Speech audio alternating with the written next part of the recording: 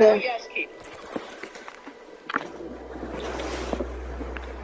Apparently, in that one area where I was with the cache and stuff, apparently there was an ore finder, which I am really upset that I did not find that. So I need to.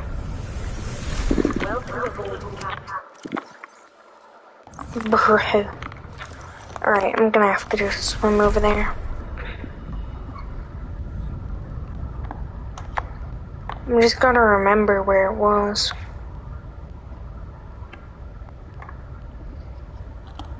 It was like over here, right?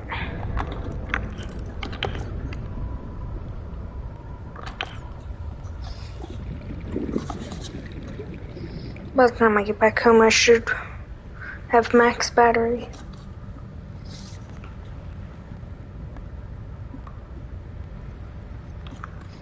I swear, if this thing steals my thing.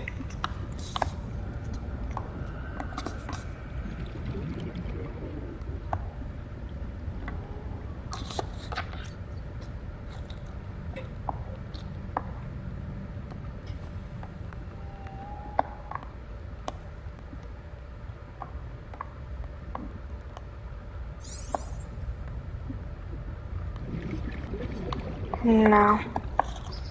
It's not over that way. Oxygen.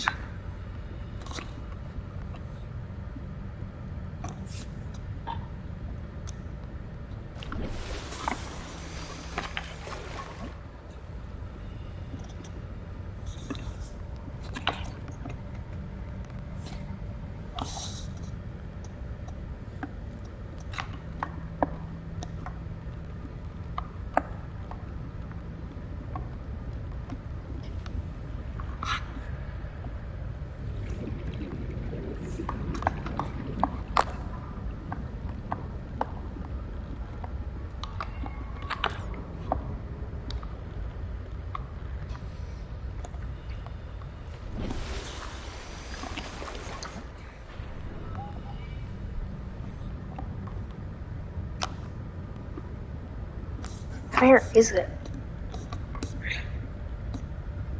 I think. Did I already make a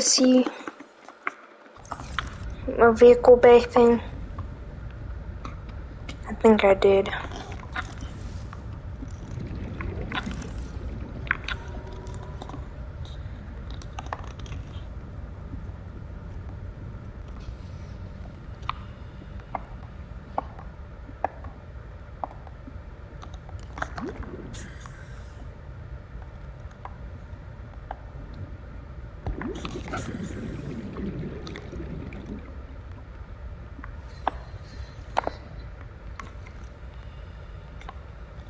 I think I went the wrong way.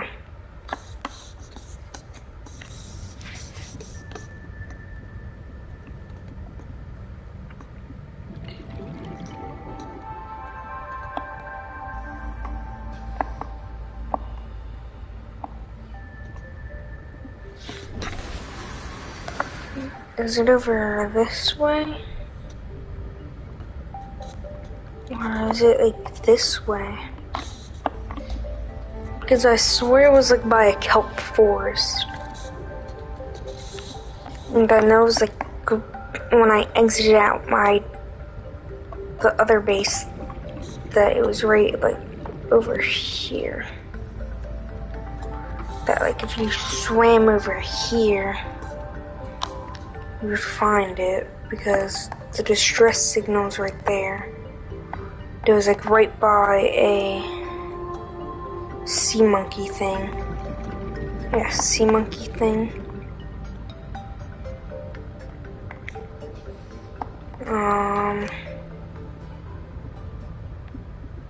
I'm going to the distress call. Seek fluid intake.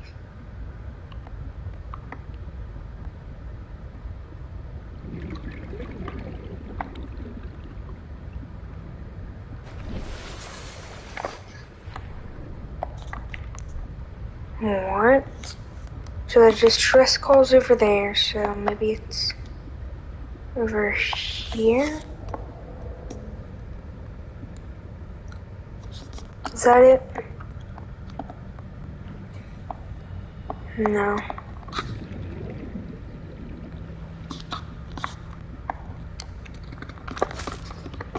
Calorie intake recommended.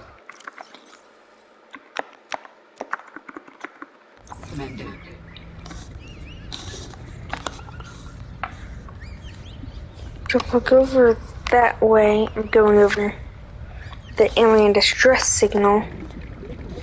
But what if I go over that way? Seek fluid intake. Huge iceberg.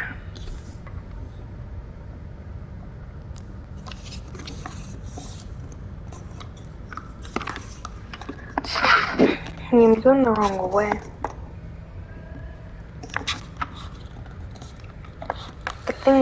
I think it freezes me, so what if I just hit it?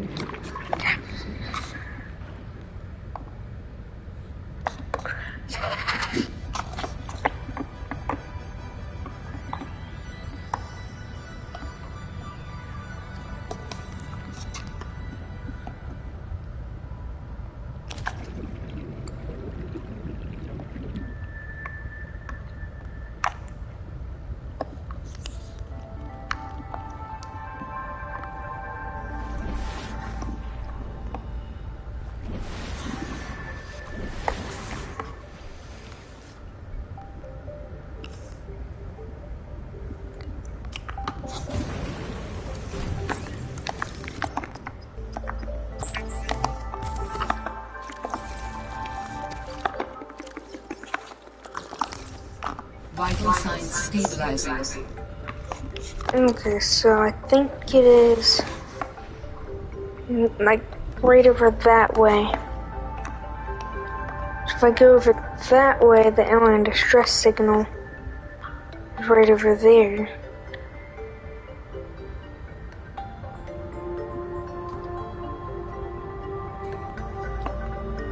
So I remember having to take a path like this.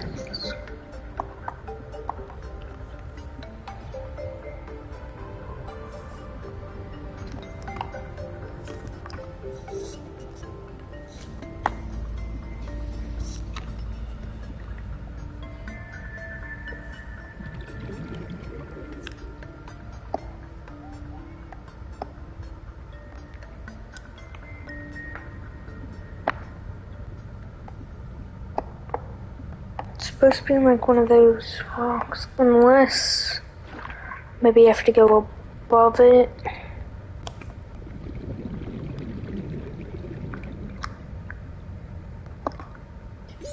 Oxygen.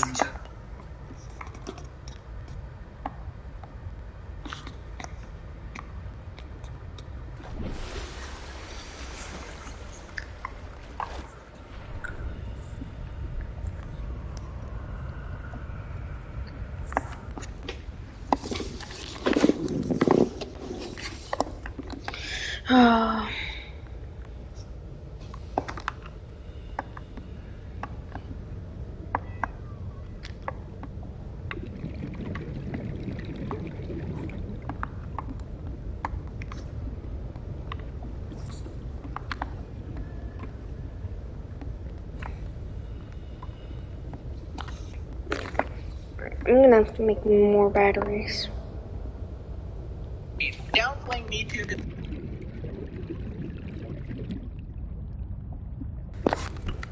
Hello. Calorie intake recommended.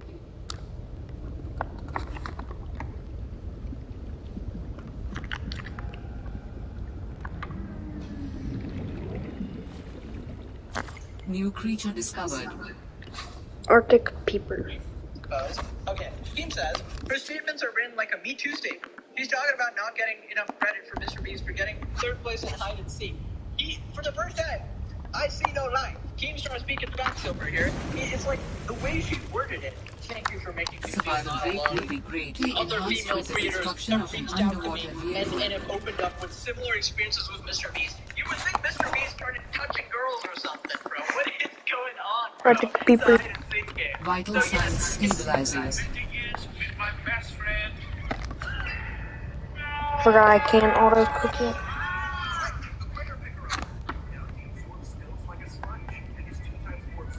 Okay, so that makes no sense. If I go over here, the alien distress signal is over there. If I go over here, the alien distress signal is over there.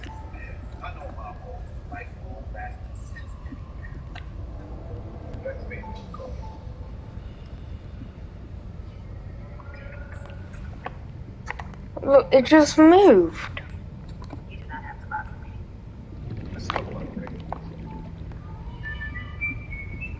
It's right there. Go over here. Swim up.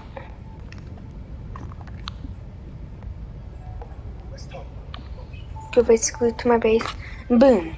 It moved again. It's actually you, Rosanna, who's downplaying me because you've come out with a statement that looks exactly Oxygen. like a statement. Now, you guys might know a couple of your friends that are terminally online, but none of them are as terminally online as Rosanna Pansino here. She is on Twitter 24/7, constantly responding to everybody, whether it be random haters quote tweeting, whether it be Keemstar, whether it be random YouTubers. Like, she is so desperate for attention. It is insane. Mr. Beast fans doing math. Standing up for yourself plus facts equals cloud chasing. And she's posted a gif of, is that herself? There's no way that's her. Has she posted a gif of herself? That is possibly the creepiest thing I've ever seen at human being do. But no, absolutely cloud chasing because you just dropped a music video. But we'll get to that. Just living that cloud chasing life, guys. Now, the number one way to show the internet that you're not bothered about a situation is to apparently pretend to not be bothered. You know, the only thing this is indicating to everybody is that this has gone under your skin. Okay, look at this. Hey guys, me and my doggo are so chill. I'm totally unaffected by all of this internet drama. Well, look at me. I'm not having a meltdown on Twitter.com. I am not having a midlife crisis. I am not a full-grown woman getting mad at a hide-and-seek game over 2 years ago. I'm Rosanna Pansino. Why, guys? Why is it that falling asleep to the sound of the ocean is so relaxing? Good night, Hawaii. And then immediately after that, the amount of DMs I'm receiving from people with similar stories. Please know that you are not alone. You are seen and your experiences are valid. Are you not the one making fun of me too over here? You cannot tell me. This is the exact language a victim of SA would be typing on Twitter. If Mr. Beast went and touched somebody, this is what the statements would be coming out. What do you mean? The amount of DMs I'm receiving from people with similar stories. Who? Where are these people? Who are you talking about? How many people in the world have seen Mr. Beast videos? And how many people have as many subscribers and millions of dollars like you? I wasn't going to give them this title because, you know, we still have a couple months left in the year. But you get it. Cloud Chaser of the Year. Congratulations. Shake my hand. Shake my goddamn hand. There we go. Yeah. Jesus Christ, you are pathetic, Rosanna. Jesus, actually pathetic. Look at all the responses just absolutely clowning her. You were so brave, Leon Lush. Writing full-on over-dramatic statements expected from a situation about real-life tragedy. Because you got rude from a charity I think that is insane. Damn, how did they survive? Just at the Mr. Beast. This is about a hide-and-seek game. Get a grip. Mr. Beast haters right now. All that cloud chasing for this dislike ratio on your new music video. Now, obviously, people are actually just bummed that music video because I don't know. Okay, I'm not going to say definitively. Did she plan this out for this music video? Maybe, maybe not. Did she actually think this would go in her favor? Possibly. She seems that level of delusional. I wouldn't put it past her. The cloud disease is actually terminal nowadays, so you never know. You know, I actually want to know your guys' thoughts on this. Like, do you think she actually planned it for the music video? Like, the timing is impeccable. I mean, she could have come out about this any time in 2 full years, and she chooses to do it right before a music video. Isn't that nonsense? That is suspicious. I'm just... The Ninja Copy. The all-in-one cooker, oven, and air fryer that can cook every part of your meal at the same time in 15 minutes. From chemical exit fuel within the 30 as we get closer to beating. So it does work southeast, but so don't get. I'm gonna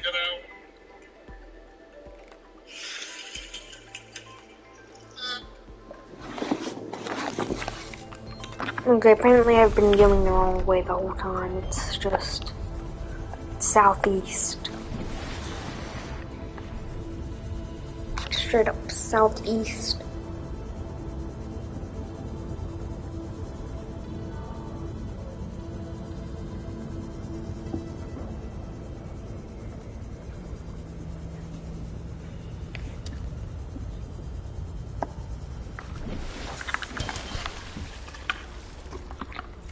What do we have here? I'm just saying, keep this up. Mineral detector. So here we have the tweet announcing the song, recorded one of my dad's favorite songs, Bad New Moon Rising. blueprint Just wanted to dedicate it, synthesized. hence, happy Halloween weekend, everyone. Creedence Clearwater Revival is going to our house. It's called Bad Moon Rising. I'm not going to hear it because, well, what if she turns out to be a sniper wolf and or poke at me, start striking me or doxing me? I can't risk that, alright? All the comments are like, so you basically wanted. I just saw your child. Albozo. Past 3 days. So just that. Now, ladies and gentlemen, I want to ask you, what His is child. brave than a black square on Instagram? A pink square, of course. Like, what is this, bro? Do you not have sticky notes? You can't write a regular tweet. Like, this amount of text fits in a regular tweet. You have Twitter Blue. You have infinite writing. Why does she frame it like a 14-year-old on r/I'm14 and SSD with a Bart Simpson profile picture? What the heck is this, bro? Jesus Christ. I think it confuses people that I don't have a motive. I don't want anything. I'm just speaking truths that I've held in for years. I'm sorry that the truth upsets people, but it is what it is. I'm the happiest I've ever been in life. I'm getting older and just don't care. Yes, you are having an utter midlife crisis. 38 years old, ain't no way, bruh. PDA. Also, again, while reading any of these things, I want you to keep in mind that these sound exactly like an essay victim. At this point, she has to be mocking them. Like, she's actually making fun of them right at this point. So all that crying and bitching was to just promote your crappy song, pretty much. And then this is her response. I released a video every Saturday, haven't missed an upload in 11 years. This was scheduled for Halloween weekend on a full moon. In advance, you're grasping at anything to get mad at me about. I'm sorry that me speaking up hurt your feelings. You can leave at any time. Now, okay, listen, I don't know if it was bad timing or if she actually planned this or something. Now, she does release a video every Saturday, but she does not release a music video every Saturday, so that was very disingenuous there. Music videos are supposed to be some sort of special event for YouTubers or something who think they can do music. Not sure you can. But, yeah. Okay, Keemstar responded here with the same thing. Ordinary dish soaps can leave invisible grease behind. Only Dawn Platinum can remove Oh, look at 99% him. of grease. So the process is happening. Everything is just like relaxing, meditating time. Oh, look at him. When they take off the applicator, they do a massage for 2 minutes. And that sensation is intense, but also is like a weird sensation. I can wait to see like how my body is changing, and also I can't wait to come again. It's 3 bladderfish. I don't like being on the same side as Keemstar, but I'll be fine here. Yeah, maybe you upload every Saturday, fine. But you don't normally upload music videos every Saturday, do you? And you just upload them every Saturday doesn't mean that you didn't pick the time to speak out against Mr. Beast right before you knew you had this music video coming out. Keemstar's trying to loop him in there. How old is Keemstar? I did a cover of a song from 1969. Nice. 38-year-old. 38-year. Okay. Do you really think that's the video time my cloud tour? Come on, Keem. This is like the most lukewarm tea you've covered in a while. Your poor audience is going to fall asleep. Your audience is a bunch of toddlers. What are you talking about? Jesus Christ. Oh my God. This is the biggest copium I've seen in a while, bro. Guys, I'm enjoying my delicious pina colada. Nice one there. With some beautiful ocean views right now. I know it might seem that I'm having a mental Vital breakdown signs on Twitter, tweeting stabilizing. every 5 minutes to random people. Like, you're tweeting to Keemstar, bro. You cannot be enjoying your vacation or whatever this is if you're tweeting to Keemstar, please. Thanks for all the love, guys. Copium. Just put that meme. Copium, Jesus Christ. Now, just like Santa Claus on Christmas Eve, Roseanne is the gift that keeps giving. You thought the cringe was over. We're just getting started. Hey everyone, just updated my bio. Check it out and tell me what you think. Top 3 hide and seek world champion. Trained for years with my little nephews. Oh, 38 years old, ain't no way. dude. I know I'm pulling some leafy shit right now, you know, constantly mentioning age or whatever, but it's relevant. It is literally relevant. There is no way, bro. How can you exist like this? I would delete my presence off the internet forever. This is in variable levels of cringe. This is breaking my... I literally made a main channel video called Cringe Level Terminal. I thought there would be nothing more cringe than that. But this is sending me beyond death. Okay, I am in hell. I am burning alive. Jesus Christ, Rosanna, what are you doing to me? Now, obviously, if you guys didn't know, Rosanna is the Pokemon type, where you are a scumbag piece of shit, but you want to appear to everyone like you're the nicest person on the planet, right? Hey, everyone. Just wanted to take a moment to say, please do not feel like you need to defend me against Mr. Beast fans. Their hate is predictable, and they use it to scare others from speaking up. In many cases, it works, but not here, because I'm a strong woman. Speaking my truth has found me peace. You're so correct. I'm gonna die. I will fully support others who speak their truth. Time is a way of bringing light to things that wish to remain in the dark. She turned into dark, man. Ain't no way. What happens in the dark will... Hello.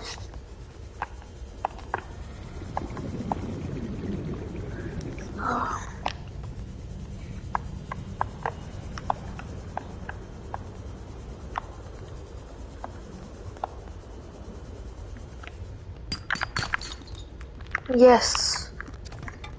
Just 3 more. My inventory's full already. Bro, how? They're free. Oxygen.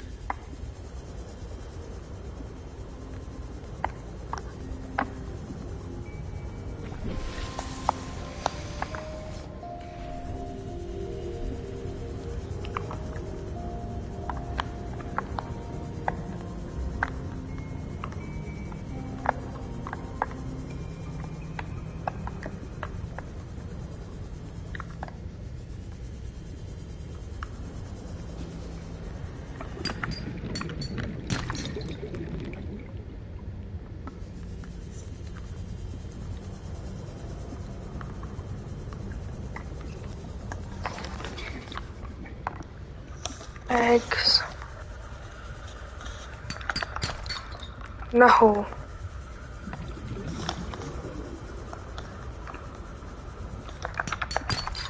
Yes. Warning. 30 seconds of oxygen remaining. 1 more.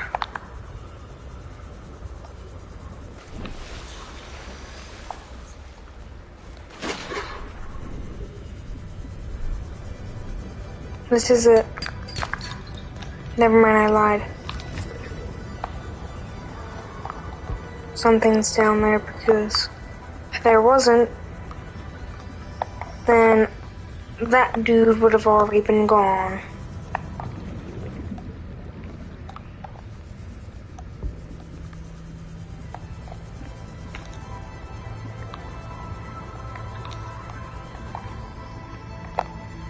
What the flip-flop? Come on. Cooper. Cooper, I need Cooper. Warning. 30 seconds of oxygen remaining. Cooper. Whoa, what the?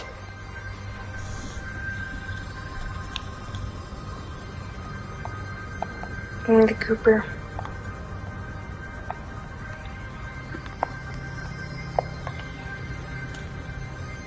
This is easy, Cooper. Yes, sir.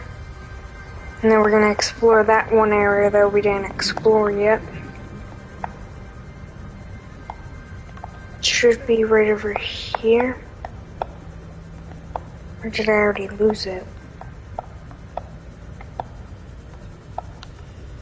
It was like right over here somewhere.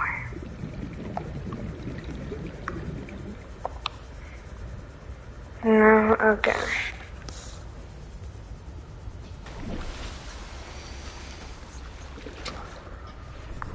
I'm gonna go to the Delta station after we make the detector. And then we're gonna, oh my god, already 47%. I'm gonna need to make some more batteries. So I will need some more copper after this.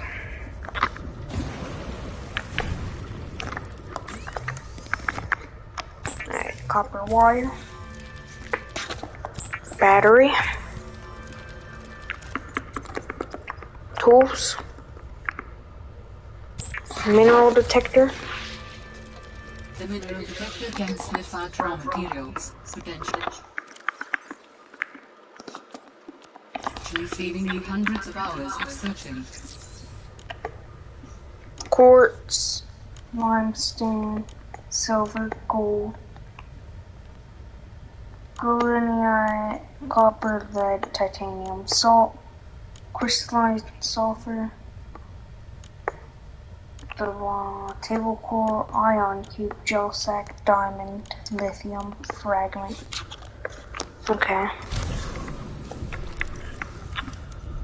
But we're gonna go switch the battery. Go and switch the battery for this. Because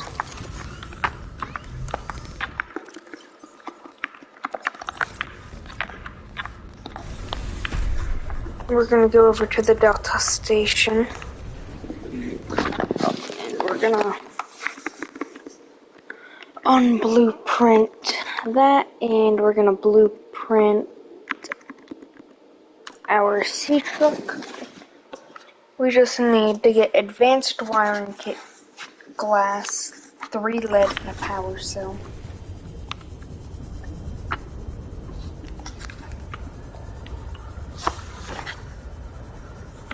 Might as well get the other stuff, so. Wrong thing.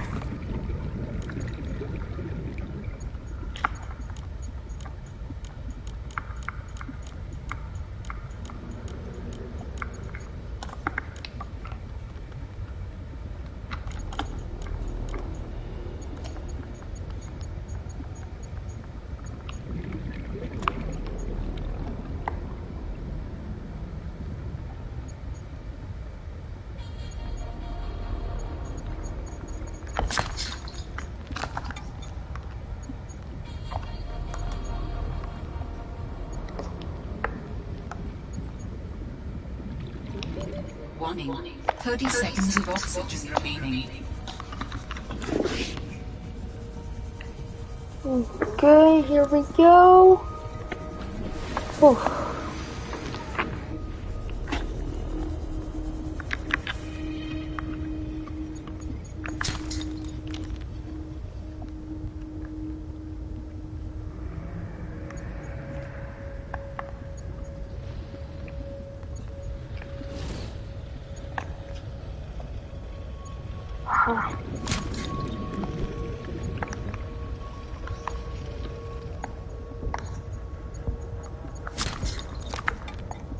Two more.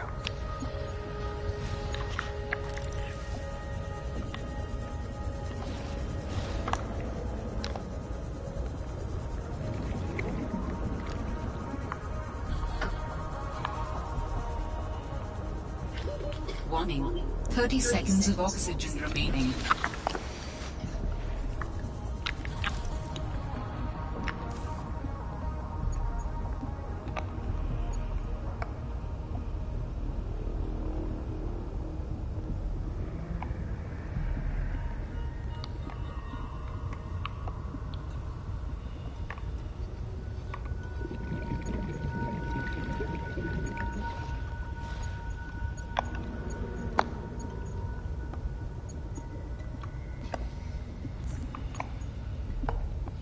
I don't see the outcrop yet.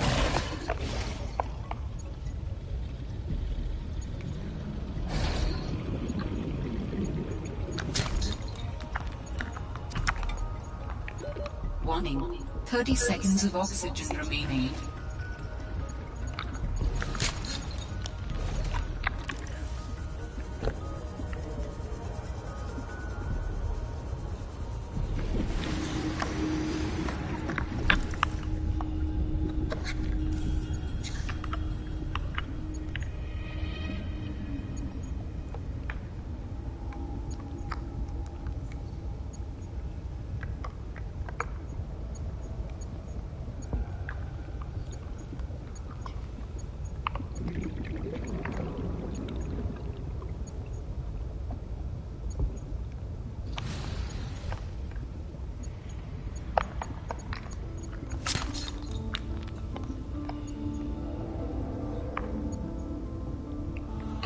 There's two right here. Copper. Titanium. I think that's enough copper. Warning. 30 seconds of oxygen remaining. And we can go make glass. I do think we have enough lead. I'm not sure about the silver. Let's see how much inventory space I have. I have 2 inventory space.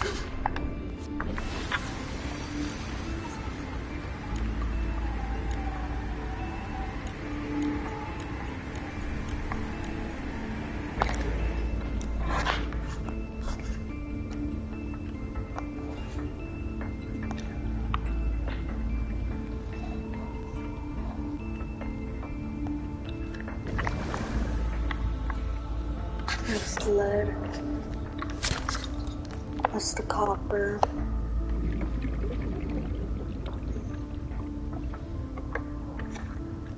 So far I ain't getting anything. Oh, that's something. Wait, it's down here. Warning. Passing 100 meters. Oxygen efficiency decreased. Where is it?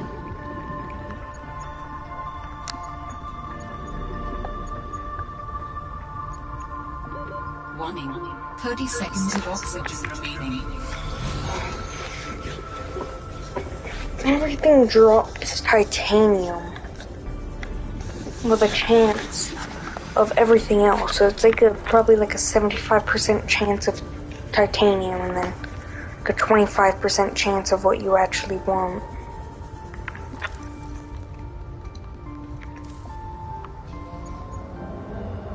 Something up here. Up here. Oh, take something else. Is this it? No.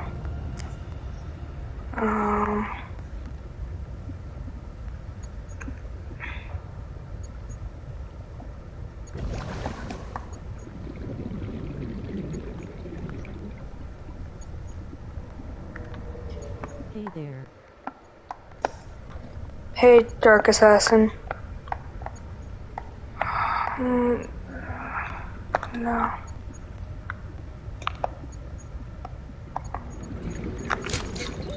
Warning. Right, there we go. 30 seconds of oxygen remaining.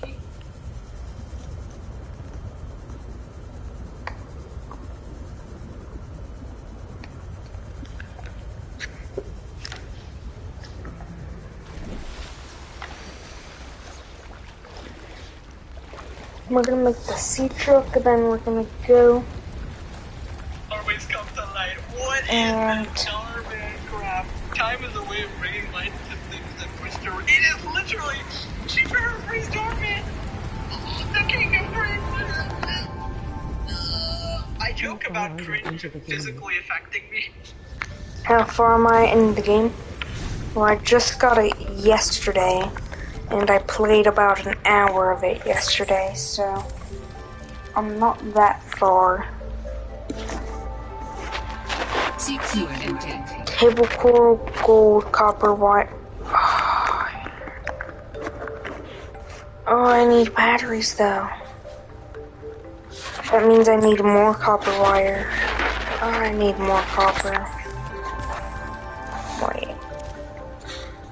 Oh wait, I still have... Okay, I can make a copper wire.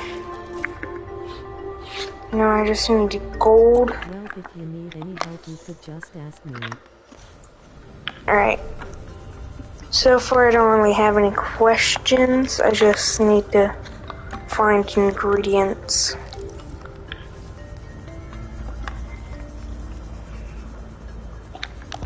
I do need a bladderfish. Wait, where did it go? No. Oh, oh, there it is. I just gotta get some gold and some table coral.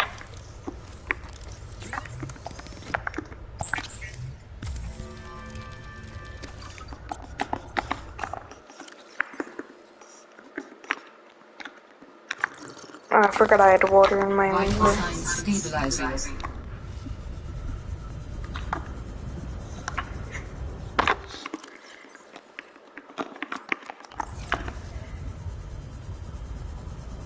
If I go down here, I could probably get some gold. Oh, some gold over here. No, that's silver. Silver. Aha. Gold. Yes, sir. Now we just need cable coral. What all I have to do is go over to the distress signal.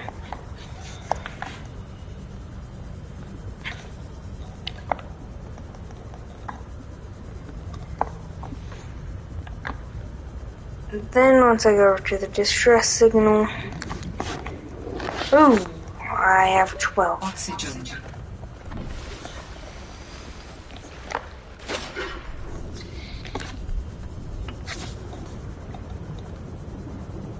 Oh god, 4 people? I think that's the highest amount of people I've had ever on my live. Like, at the same time.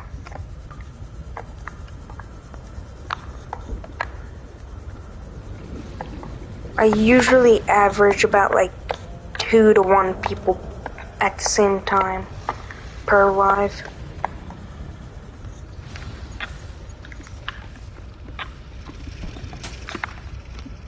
I hear him behind me.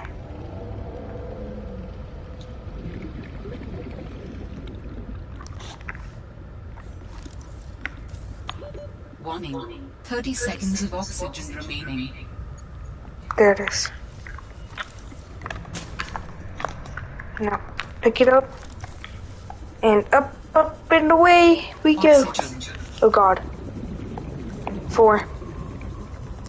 Oh god. 1. 0. Whew. 5. What the? What is swimming next to me? The heck?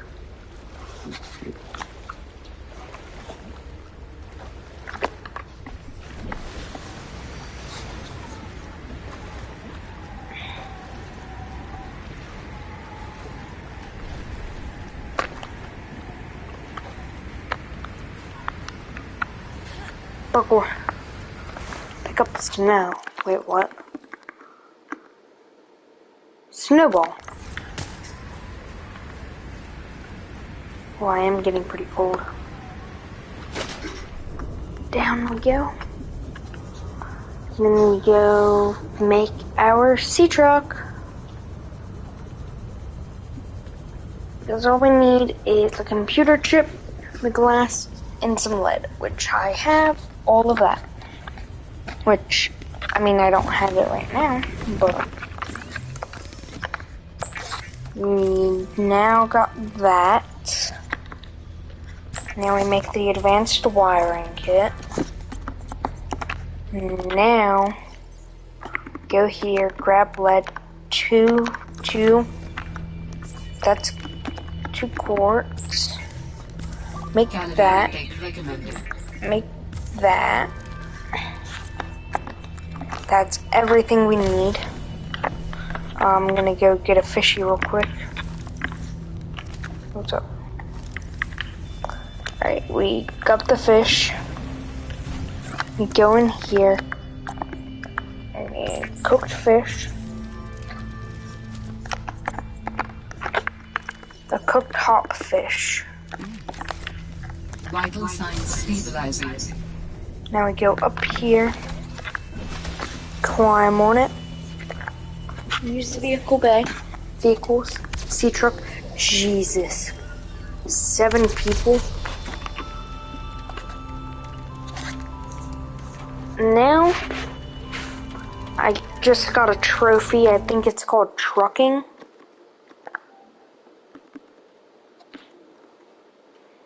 My first trophy in this game. Oh wait, my second trophy in this game.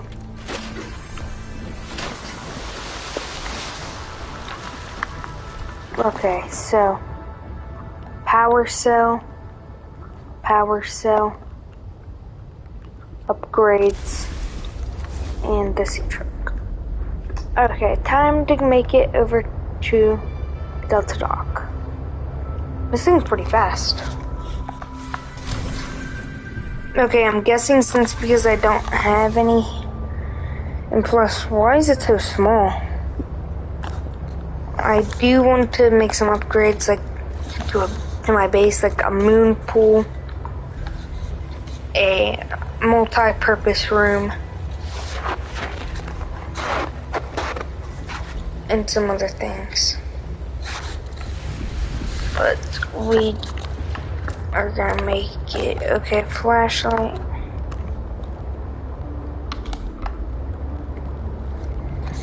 Is this the only vehicle in this game? Because if it is, ooh, it's not gonna work out. Okay, I cannot see anything. Okay, we're at the Delta station.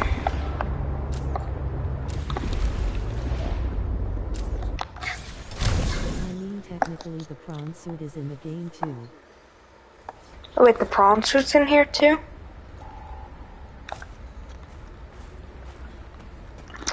I don't think I should be taking these beacons.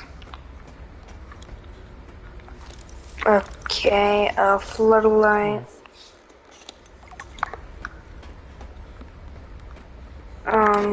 Supply crate. Okay, a bench.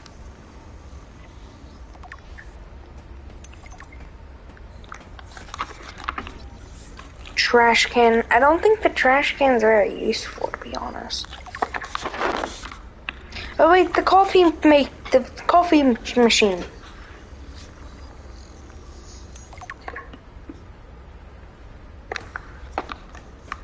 A flask.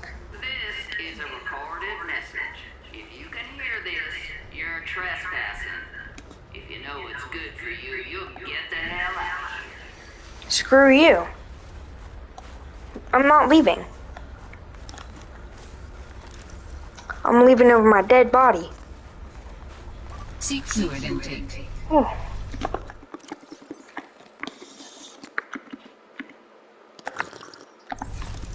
Vital signs stabilizing. Cave sulfur. I need that. Which way am I supposed to go? Thermal lily. Do I go this way? I think that's a dead end, to be honest. I do need cave sulfur for some of my upgrades. Shrub nut. I don't even know why I'm laughing at that. Is it edible? It is.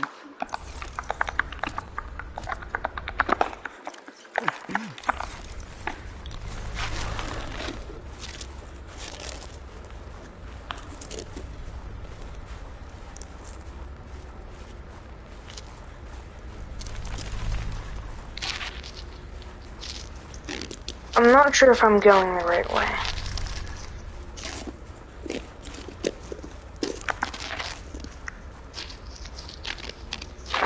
Based on all this stuff, it does seem like I am going the right way.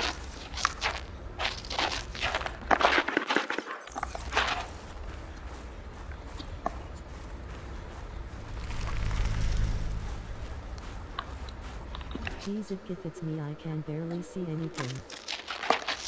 Yeah. To be honest, I should have waited until it was morning. And how do you make it so those things have the yellow outline? Oh, how do I make it have an outline? Basically, I just go into options. Then if you go to accessibilities, highlighting color, and you can choose whatever highlight you want. Like, let's see if I want that. Now everything can be highlighted yellow. If I can pick it up or scan it. Look. See?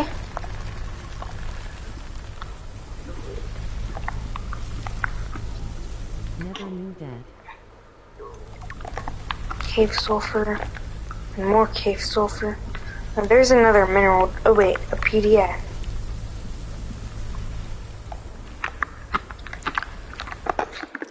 And I'm pretty sure I do need a lot of cave sulfur to make stuff like, let's see.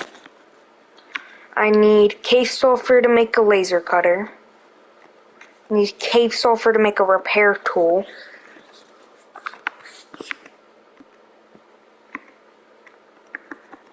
I need some to make...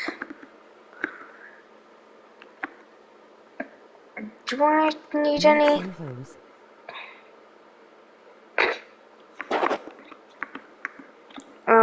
You also need cave sulfur for...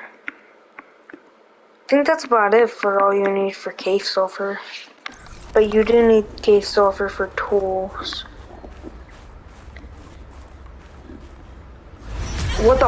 Oh! There's a place on the island that has a lot of materials in a cave. What the? Yo!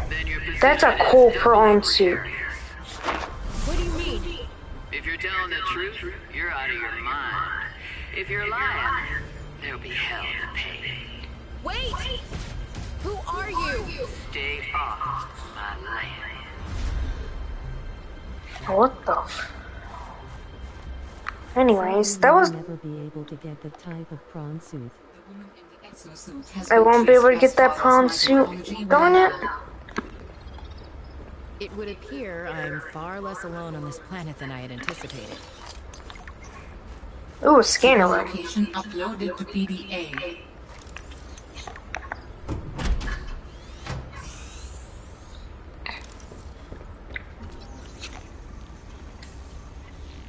Let's scan this whole room. Okay, now we get the multi-purpose So room. said there's a place on the island with a bunch of Calvert, I think. There is.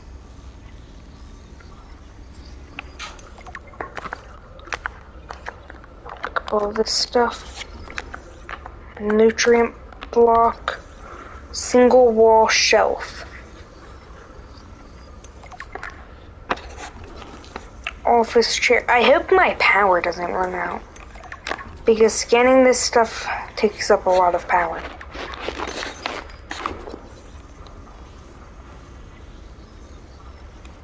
Wait. I love the lockers. The lockers were my favorite thing. Altera map. A map will come in handy. I should be able to find my way to Fyro. Modification station. That would do great. Pick up a poster. Swivel chair. Wall shelves. Another PDA. Framed picture. Open shaving kit. Fred's shaving kit. Fred's bed. Jeremiah's bed. Communications another day, another slight by the winged furies. Oh, I thought bro was gonna say another day and another sleigh. I went out to see what the problem was. As usual, it was frozen stalagmites of feathered bird excrement. I fear the career impact of saying this officially. Storyline makes 9 sense to me. I can swear they're targeting me personally. The week I was out with the flu, I came back to find the tower spotless. Harmon laughed at me when I asked him how to clean it. Secretly, Harmon never. There's nothing left for me to do but breathe. I know that's what the birds want. Oh, and I got the tower up and running. Status report. What's up here? Another PDA. Test over model port.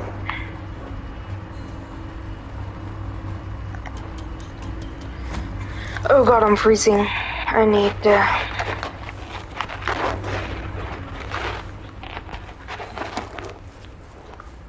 I feel like if I jump down there, I'm gonna die. Oh wait, the thermal plant.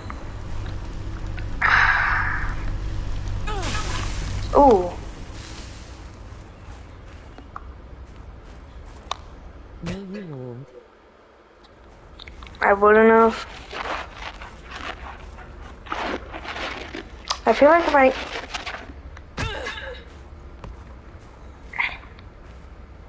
There's water down there, right?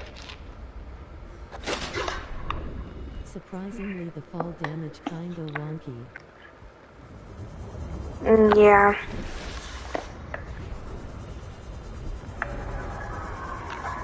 Yo, what the... What was that sound? What? No, I'm getting out of here. And sea truck. My sea truck's like 100 meters away. I did not like that sound. Whatever that was does probably not like me either.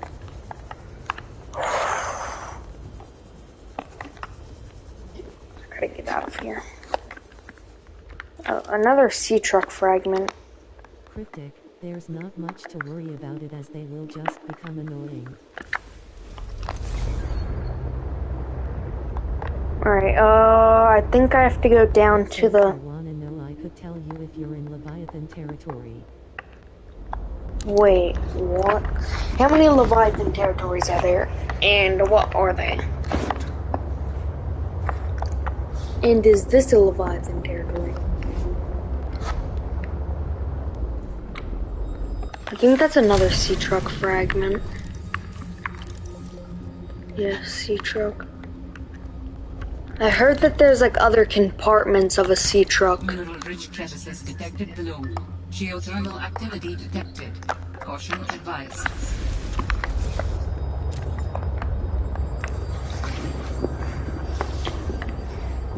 I heard that there was like parts of a sea truck, like... Well, the island is right next to the purple vents, which contains a Leviathan.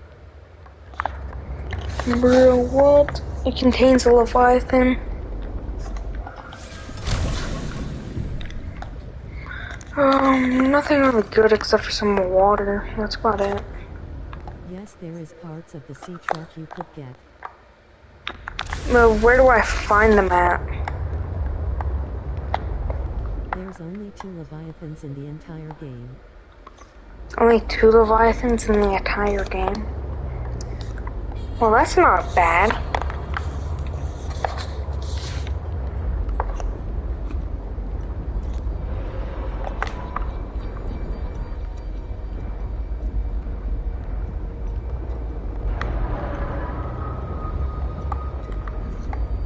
I just need to get down to the alien distress signal origin.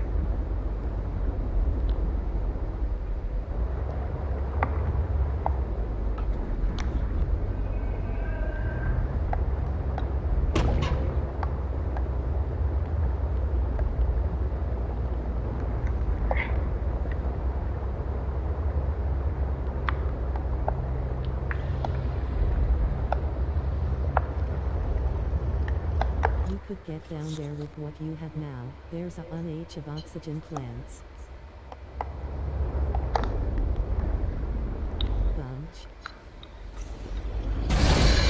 Yo, what the... Oh, it's just him. He did some pretty big damage, though. That's a vehicle bay fragment.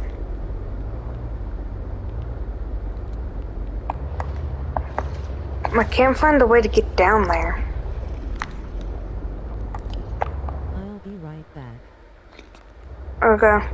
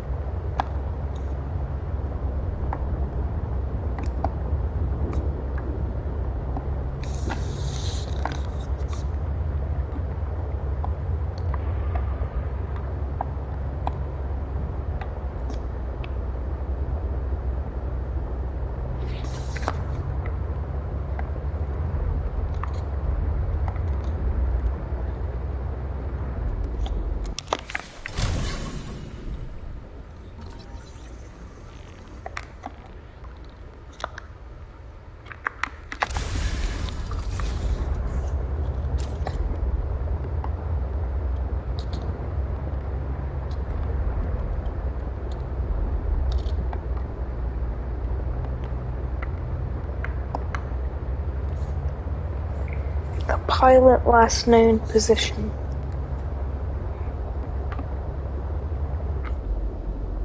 Wait a minute. He said the purple vents is a Leviathan area.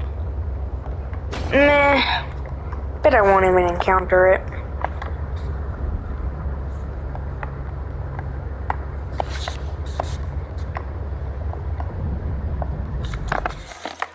I do think I need Mark II.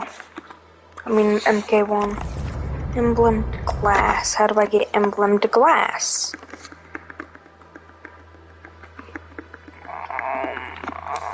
How do I get that? Glass, emblem to glass, the lead and some diamonds. I do hope it's... Sound of an astronautical soul transport vessel nearby. Vessel name, Mercury 3. Okay.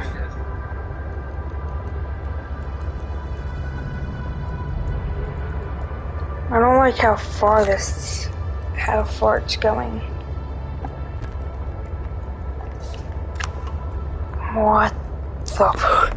Yo, is that the Leviathan he was talking about? Wait, no, it can't be because there's too many of them.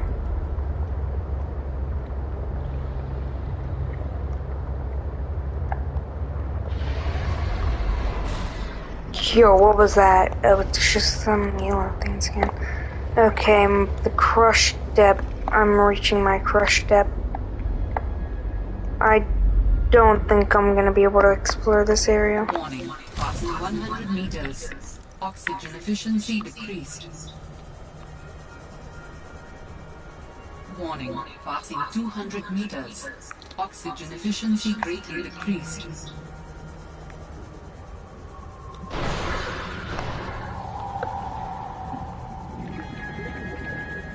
Yeah, no. There's only squid sharks and sea monkeys in that area. 30 seconds of oxygen remaining. I'm not gonna be able to explore this area without MK2. I mean MK1. Oxygen. Yo, get in! Get in! Oof.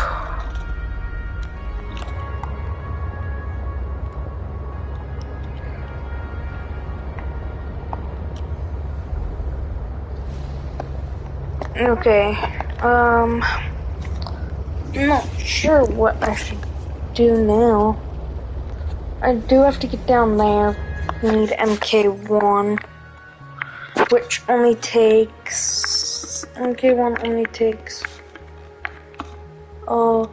plasteel ingot and 2 emblem glass, which I do need a diamond, which I don't have.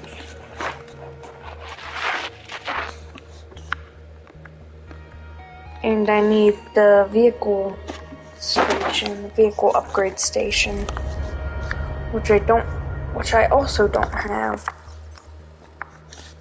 Right? I don't. So I have to get the vehicle modification station, or vehicle upgrade thing. Yo, what was that sound?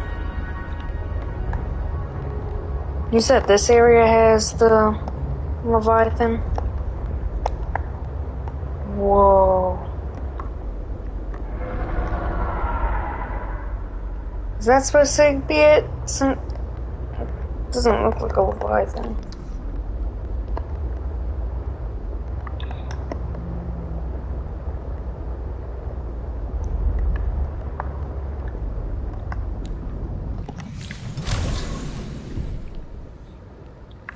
Scrap metal. More scrap metal. Battery, free battery.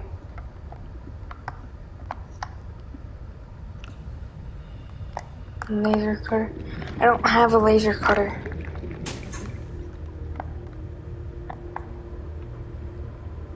No, all that stuff in there. Can't even get to it.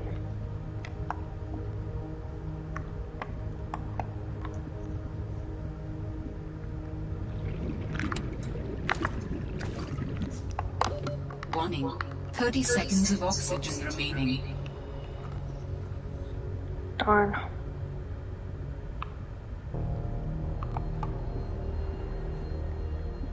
Warning, passing 100 meters. Oxygen Yo. Enter the sea truck. Whew. Gonna need a laser. What the? Why does it look like it has a whole city in it? Atlantis.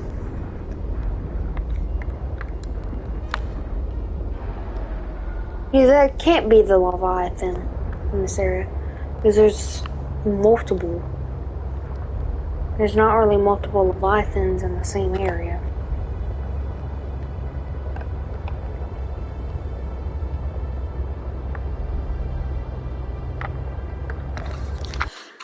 It's almost lunchtime.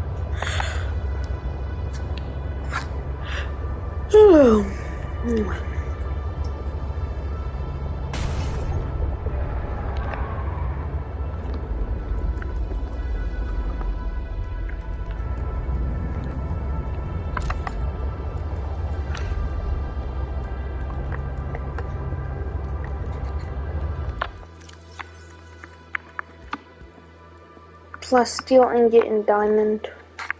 No, plus steel ingot and some emblem to glass. I do need lithium, but I don't know how to get lithium. Wait, did I collect the lithium? Do I have lithium in my inventory? Yeah, I have a single lithium in my inventory right now. Seek fluid intake.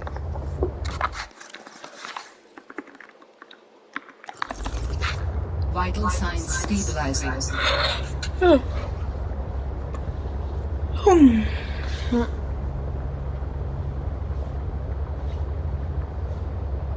I do think I can get lithium over here.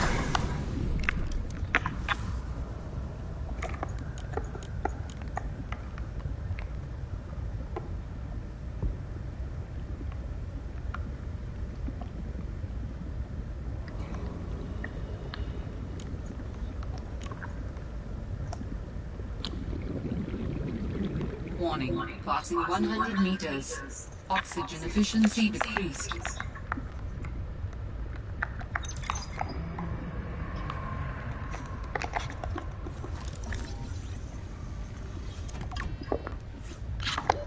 Warning, 30 seconds of oxygen remaining.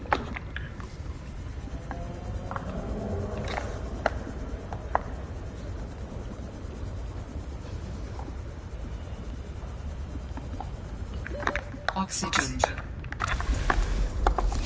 Please tell me glass steel ingot doesn't need 2 lithium. Please. No. I need 2 lithium.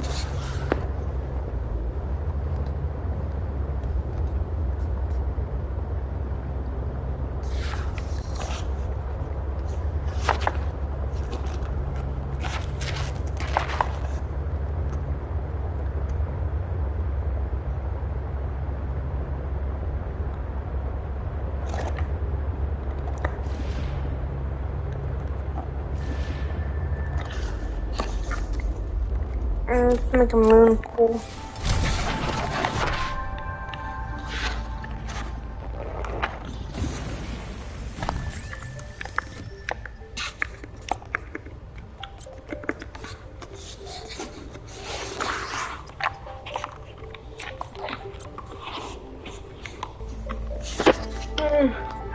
Wait, what upgrades? Sea truck upgrades. Oh wait, I don't think there's a modification station in this.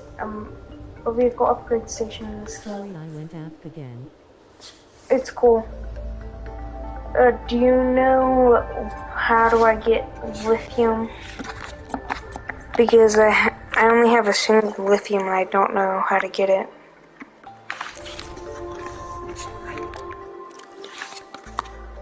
You gonna end stream now? No, I said, do you know how to get lithium? Because last time I found lithium, but I don't remember where I got it.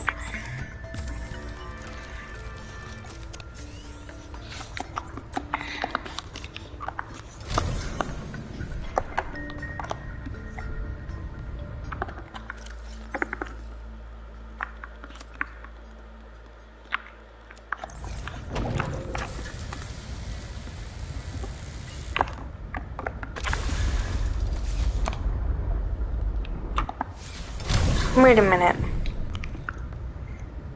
There's a thing, but I can't use it.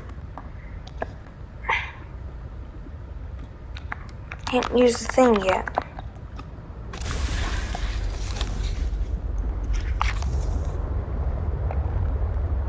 Okay.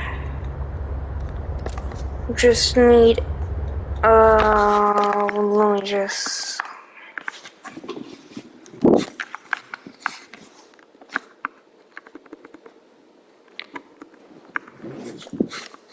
Emblem to glass. Which, yeah.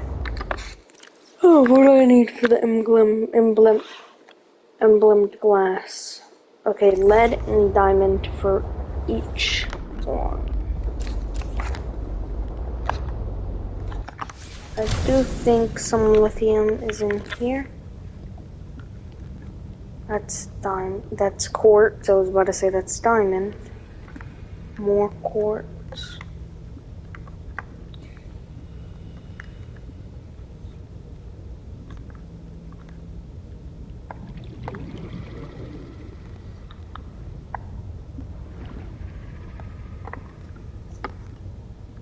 Can't find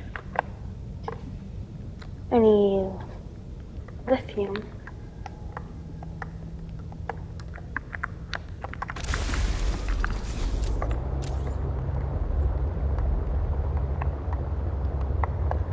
I forgot where the ore finder is. I already have the ore finder, so I just need to get the lithium, and then I should be good after I get some diamond, which I also don't know how to get.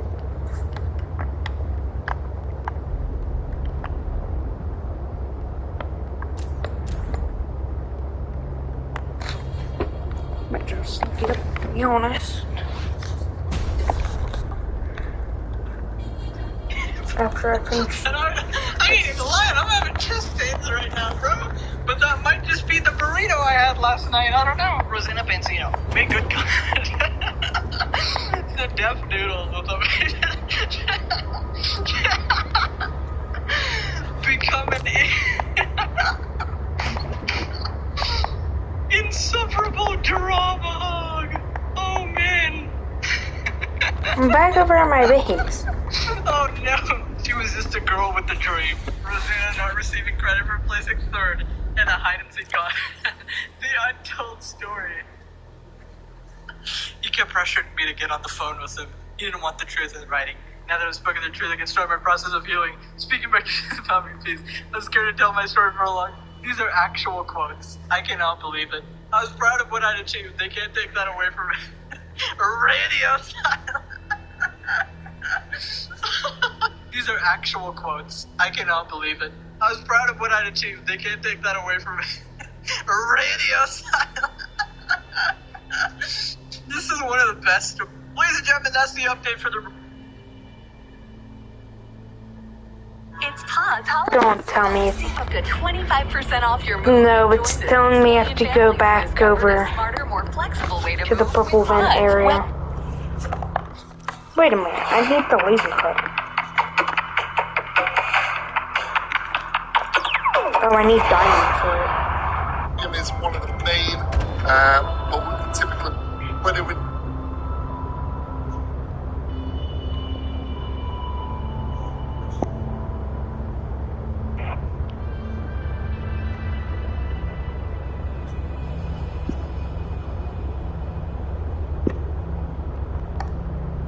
So you just got to be really, really careful. Okay, so we're passing over thermal spires. Just keep around about 20 meters, just keep on going. What would be beneficial as well is an afterburner or a sea truck. If you've got it. No, I'm trying to find lithium.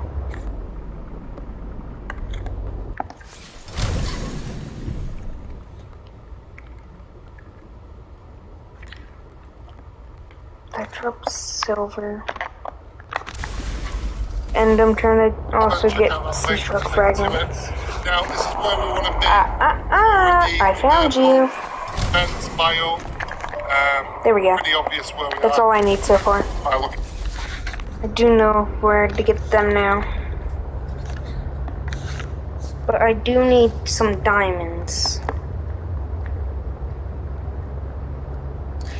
So now I just gotta look for the diamond location.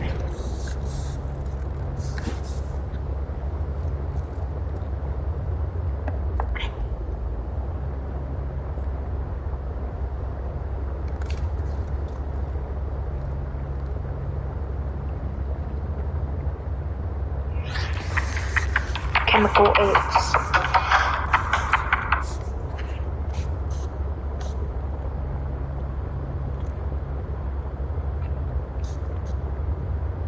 Well, it's my time to You go. might need more than that.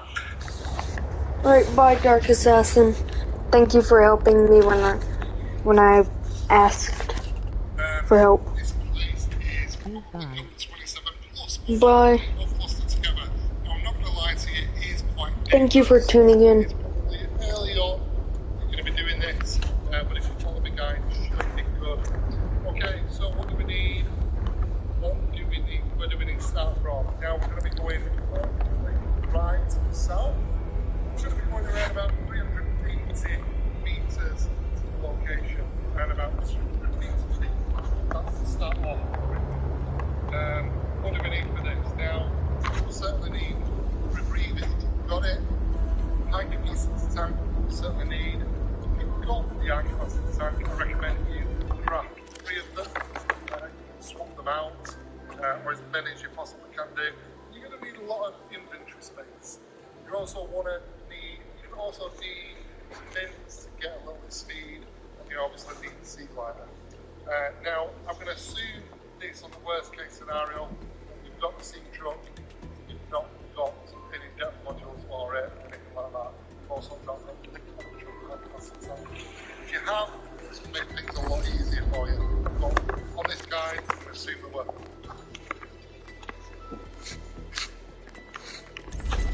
Wait, let me make the high capacity tank real quick.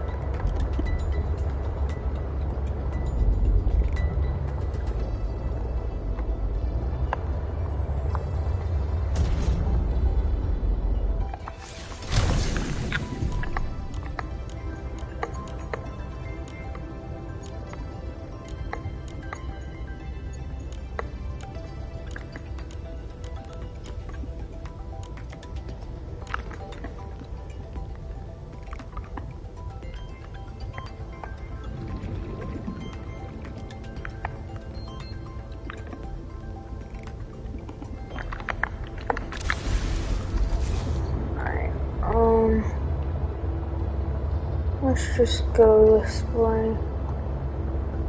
Maybe I'll find some silver. Just down here. Just down here. Right here, I'll find some silver. Watch. Oh, that's a beep. Another beep. A second. Okay, more. It's getting harder. Warning, passing 100 meters. Oxygen deficiency. Okay, if I look up, it's beeping. Aha. Nice. Now I just need to make a high capacity O2 tank. High capacity takes 2 glass. Okay, all I need is the 2 glass. and to take off my standard O2 tank. And then we can get some diamonds. So we can make the emblemed glass. Seek fluid intake.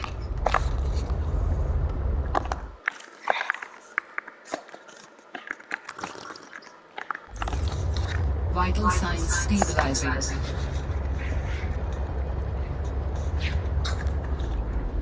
Alright, get my 2 glass.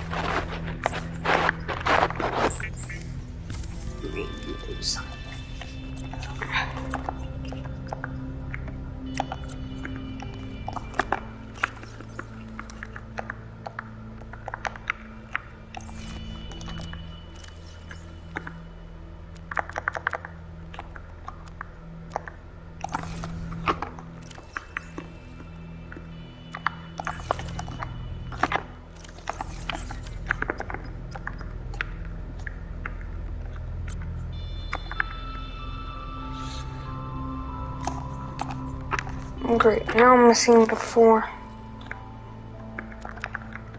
1, 2. 1, 3.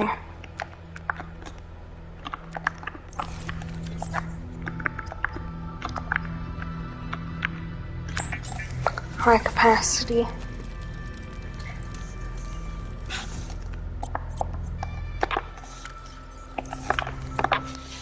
A rebreather would be great. Thermos.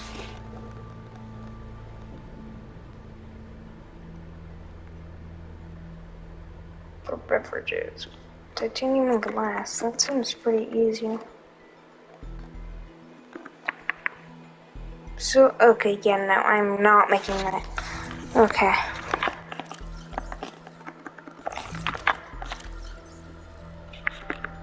Now we just need to get... Alright, I'm getting the... I'm making the... Okay, put my titanium ingot away.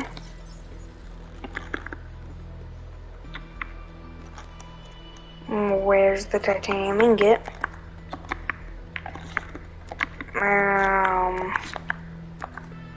I swore I had a titanium... Oh, I used it. Okay,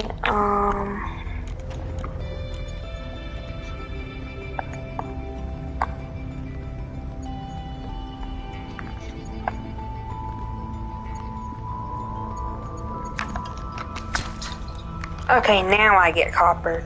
Wow.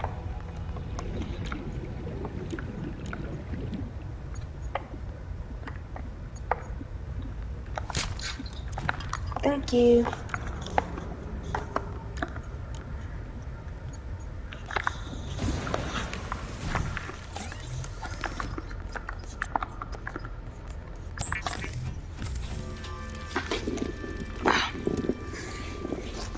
Glass steel ingot. There we go.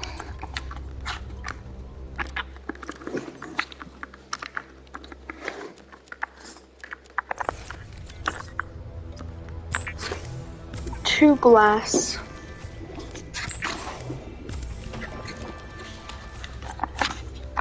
But not the right kind of glass, because we need a special glass.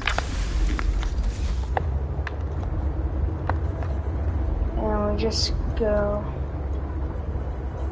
over here, I'm pretty sure. Just right over here.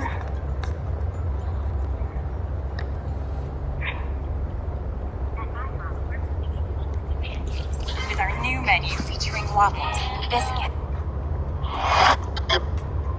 around about 40 meters. Advise it with that. Go.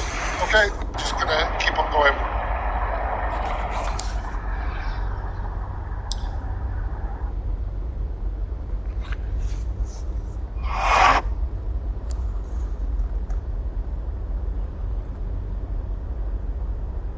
Plus 4 or plus 6 together. Now, I'm not going to lie to you, it is quite dangerous. It's probably early on that you're going to be doing this, but if you follow the guide, it should be good. Okay, so what do we need? Where do we need to start from? Now, we're going to be going one click right south, and we're going to be going around about 380 meters to the location, around about 200 meters deep. That's the if you walk distance, if you walk 40 damage, it catches you. That's problematic. When you get down there, it's a squid shark. Now, it is a lot more formidable than the ring shark. It can do around about 40 damage if it catches you, so quite a lot of damage. The other one is the spiky trap, which is down there, which it lays on the floor and does around about 60 damage. But if you watch the guide, then I can talk you through it. So 380 meters from the drop pod, around about, give or take. Yeah, Chemical Apes is the best. I watch them most of the time. Distance, yeah, we're almost. Yeah, his user's Chemical Apes. Is it down here?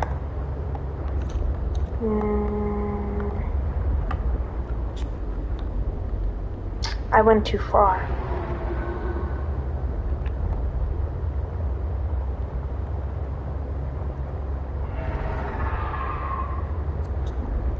Something's not too happy about me going too far.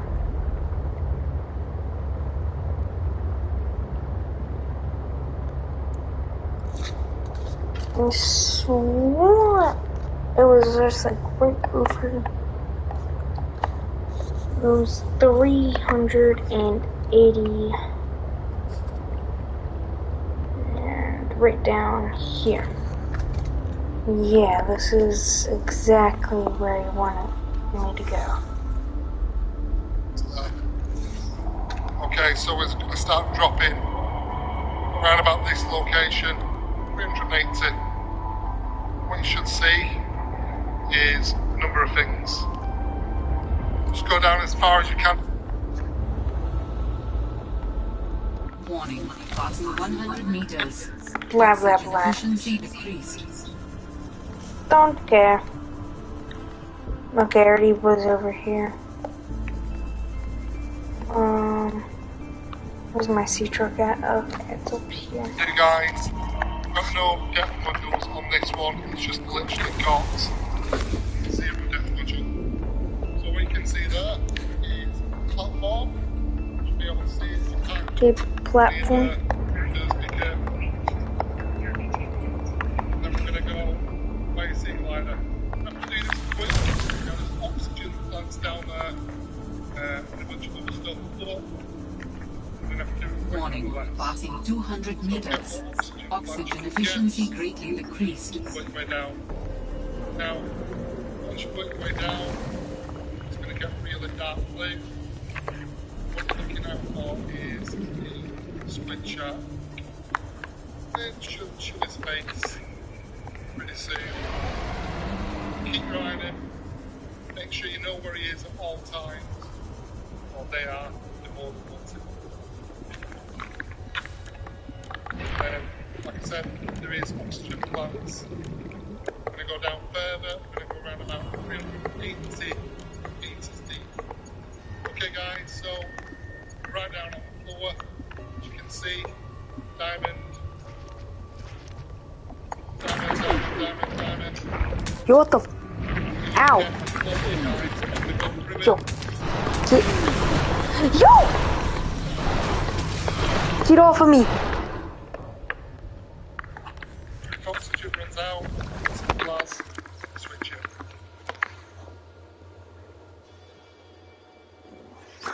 Yo! No! Go! Go, go, go, go, go, go, go. What is this? Lithium. Sea truck, what? Bro, that says sea truck something. Get my scanner out, get my scanner out. I don't need fabricator module. 30 seconds of oxygen remaining. Go.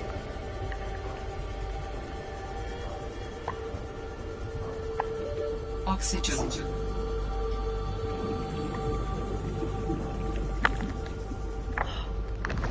Oh! 30 seconds of oxygen remaining. Go up. Oh. It's right here. It's right here. It's right here. It's right here. It's right here. No, not the power cell. Oh. Okay. And we head straight back down. Warning, passing 200 meters. Oxygen efficiency greatly decreased. Yeah, blah, blah, blah. Don't really care. Fabricator. That's 2. Storage.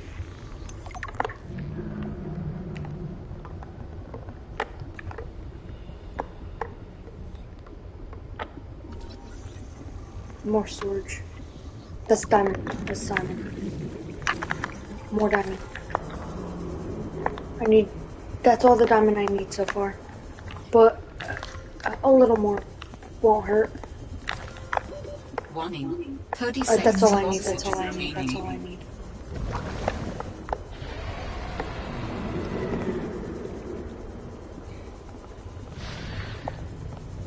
But I am going back down because I do want. Warning, 30 seconds of oxygen remaining. Go up, go up, go up, go up. Actually, go right here first. Get the air. Now go up. Now we can make the upgrade module. 30 seconds of oxygen remaining. Why is it upside down? Oh, I thought it was upside down. Oh. Now we have to go back down there. Because we gotta scan the other stuff. That's quartz. I was about to say you're joking. But I thought that was diamonds at first. But we gotta go back down there. We gotta get the other fragments. Storage. That's less storage. More. Another free battery.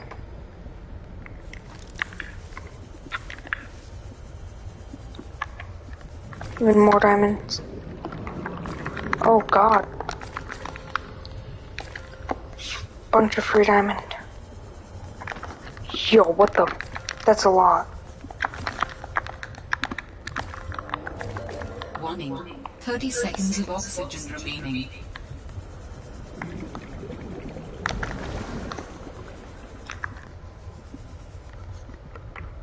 What's right here? Cave sulfur.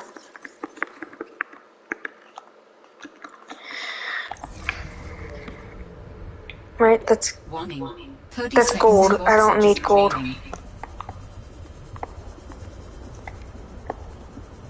Oh yeah, this is where it all ends. Oxygen.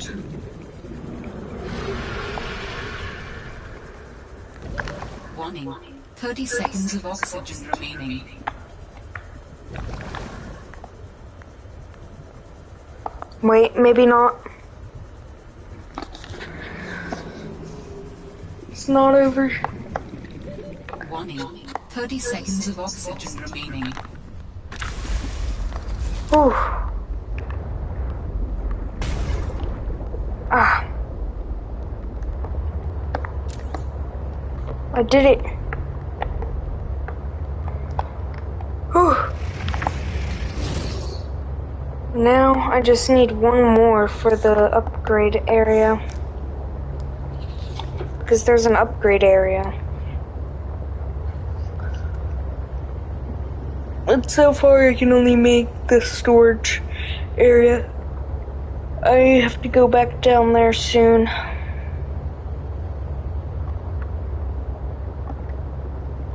But I'm not sure how soon. Oh, that place is actually really close to there. Alright. now we can make the def module 1. I'm gonna put some diamond away. Gonna get that. Then I'm gonna get some lead.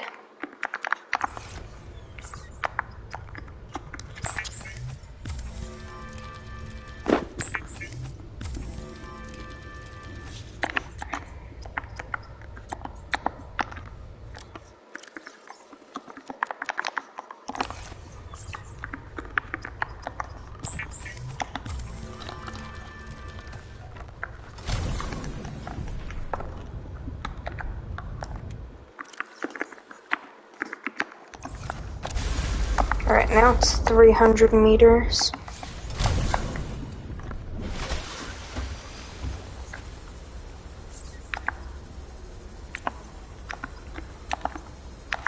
Modules, fabricator, C-truck storage, a wiring kit, 3 lead, and another plasteel ingot. How much lithium do I have? I have a single lithium. Alright, you know what that means. We unpin that, or we pin that, unpin that. I need a single thing of titanium to make the laser cutter, but who needs that so far? And then we're gonna switch out some batteries real quick.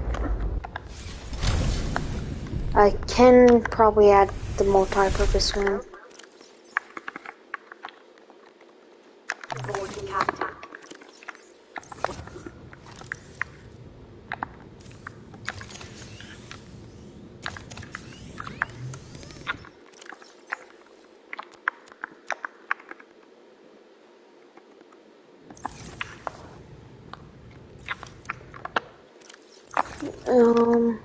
Alright. We're gonna go here, deconstruct that. I need 6 titanium.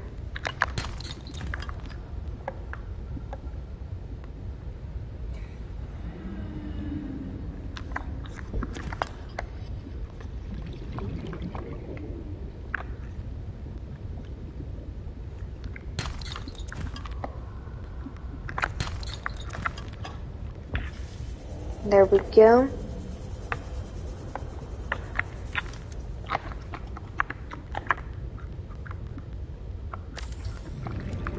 Multi-purpose room.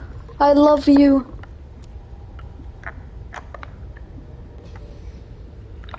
Multi-purpose room only minuses 1. What? Alright, now we need some sort of energy. Bioreactor. It's pretty mid though. It's whatever.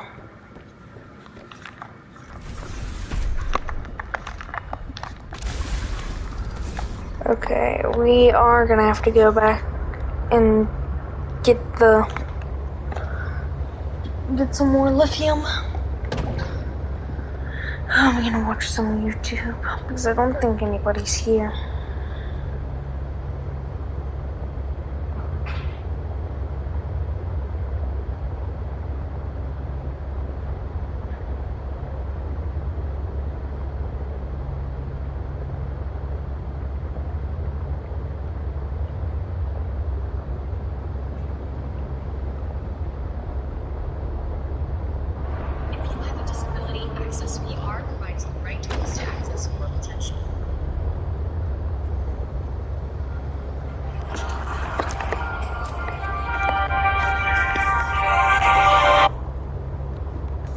There's some great news to cover today, with SS Sniper actually making multiple posts stating that she will actually take a step back from social media. So make sure to leave a like and subscribe if you're happy about this news. This will most likely be my last video ever on this subject, because much more information has actually come out regarding this situation, so let's get into it. Obviously, I'm sure many of you know by now the entire SS Sniper situation. To basically quickly sum it up, she went to Jax Films' house because Jax Films was the main person basically calling her out for her content plagiarism and lazy reaction content. And what she did was she took a picture of it, literally putting Jax Films and his wife in danger, and leaked the image to her 5.4 million Instagram followers, and this basically prompted her fans, who also hate Jax Films, to literally dox him on the internet too. Also, more videos resurfaced in the past of SS Sniper Wolf being absolutely disgusting to minors, and people with unverified pages on Omegle, which is odd because she once again made an Omegle video recently, probably as homage to a horrific past that YouTube fails to even hold her accountable for. Also, as specified in my previous video on her, I can't exactly go into detail on what she did on Omegle,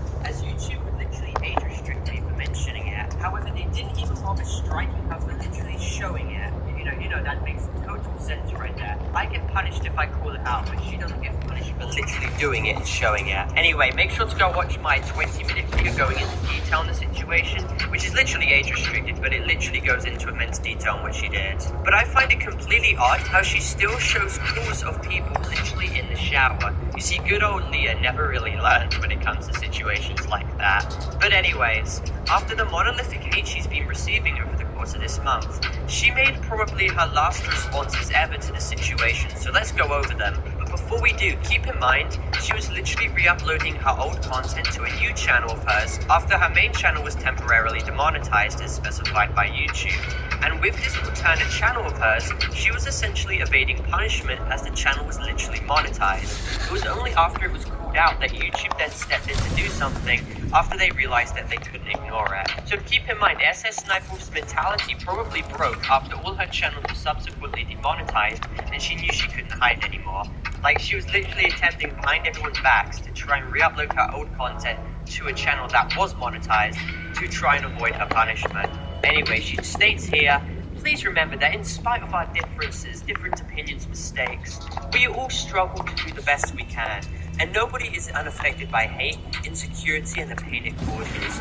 I'm taking a step back, reflecting, learning, turning off all comments for a bit, and focusing on my own mental health that has been on a steep decline in the past year. Videos have been extremely difficult to film for the past few months, so thank you for being patient with me. You never know what struggles people are going through, so please be kind, and please try to remember I am a human, and I have feelings just like you, heart emoji. And I love how she tries to say videos are extremely hard to film, when literally all she's doing is plastering her reaction onto other people's content she didn't even make. And this message would literally make sense to anyone who didn't know the context behind what Sniper Wolf has done in the past. She preaches about being kind to one another and understanding the struggles people face, when this is the same person who literally made a video which had calling a guy a registered sex offender after copyright claiming his video and allegedly getting his name. Let me tell you a little bit about this bitch. A couple years ago, he re-uploaded one of my videos, and he couldn't just take somebody else's content and re-upload it and monetize it. So I filed the copyright claim with YouTube trying to take it down. And in the copyright process, I got his real name, and of course, I googled his name. And it turns out he is a registered sex offender. He's 30-something years old, lives with his parents still, makes YouTube videos with the hood on. Now you know what kind of person this guy is. However, Umperville completely dunks on this point and goes into detail on how she shows no real proof to back up her claim whatsoever. Wasn't the end of Sniper Wolf tarnishing the Enigma Hood name.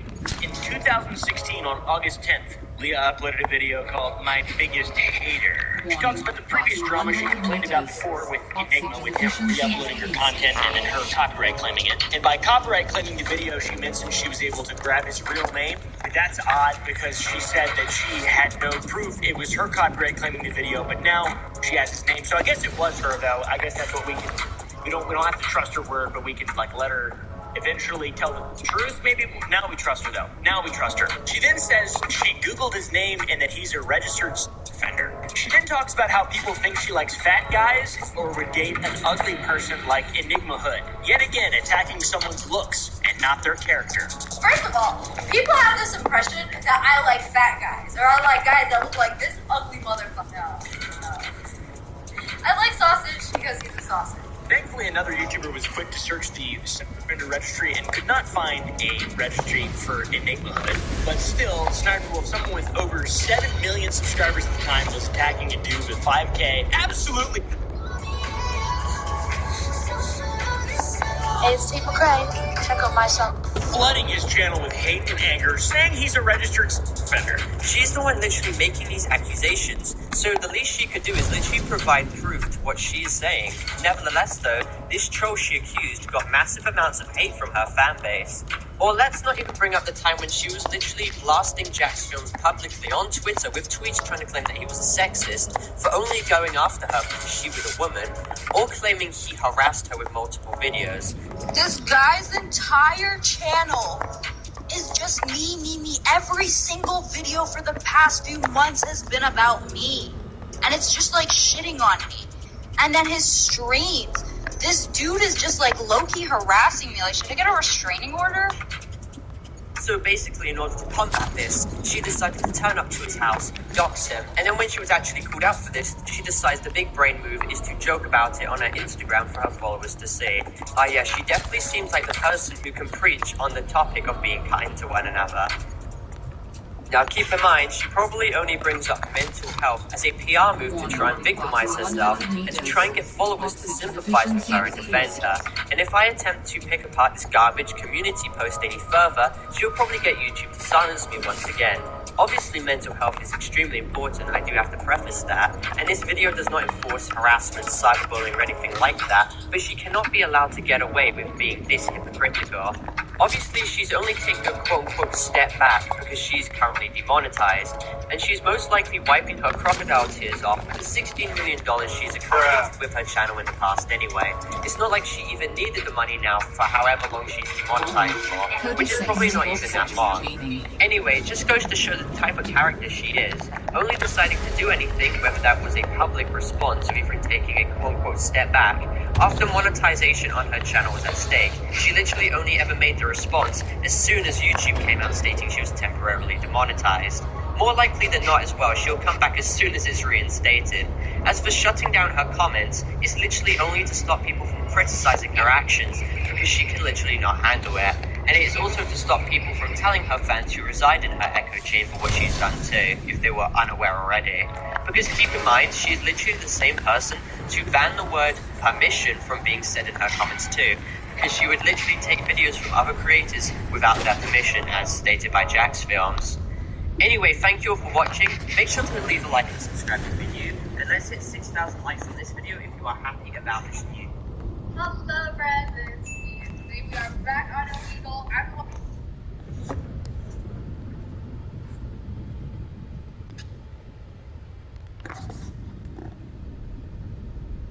Hello, friends. It's me. Okay, today we're here with Digital Medication.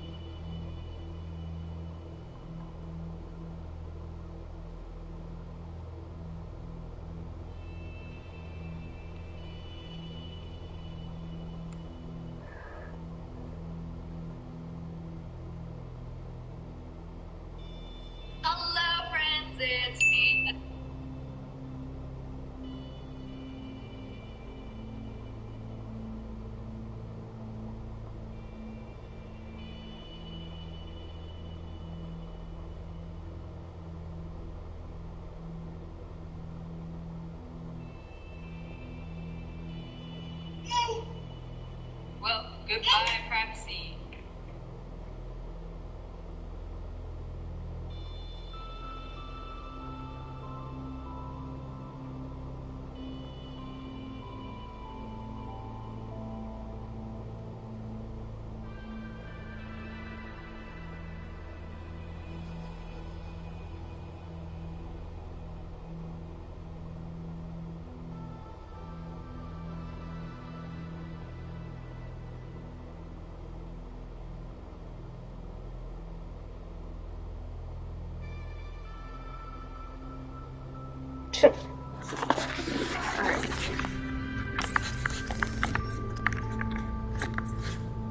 Oh, I need 5 titanium.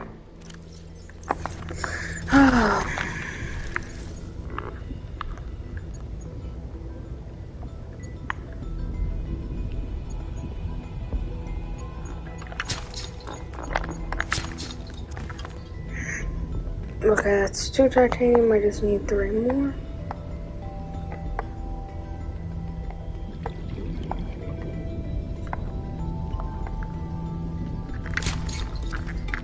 Bruh, that's 2 copper ore in a row. I don't need copper ore. I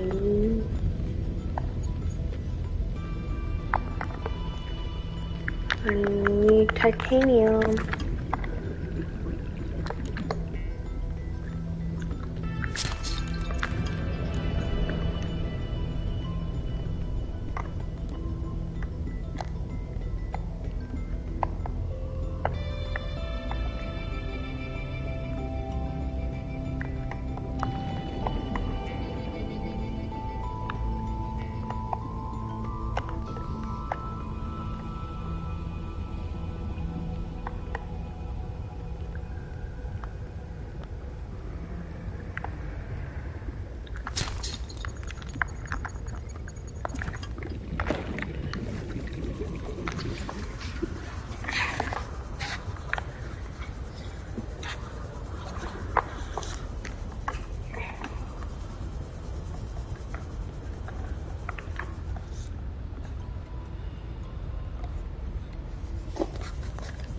Seek fluid intake.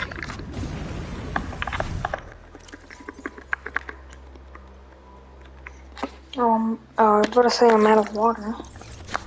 Vital signs stabilizing.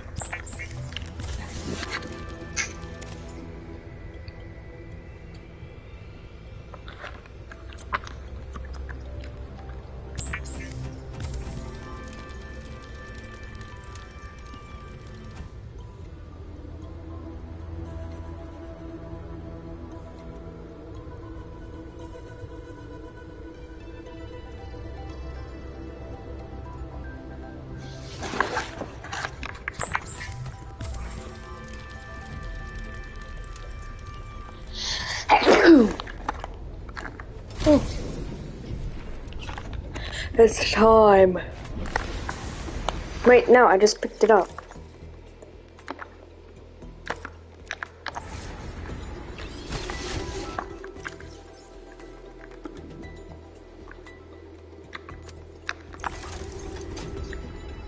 It's time.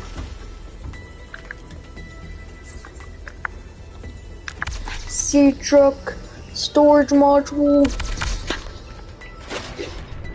You must collect it. Where do I put it on?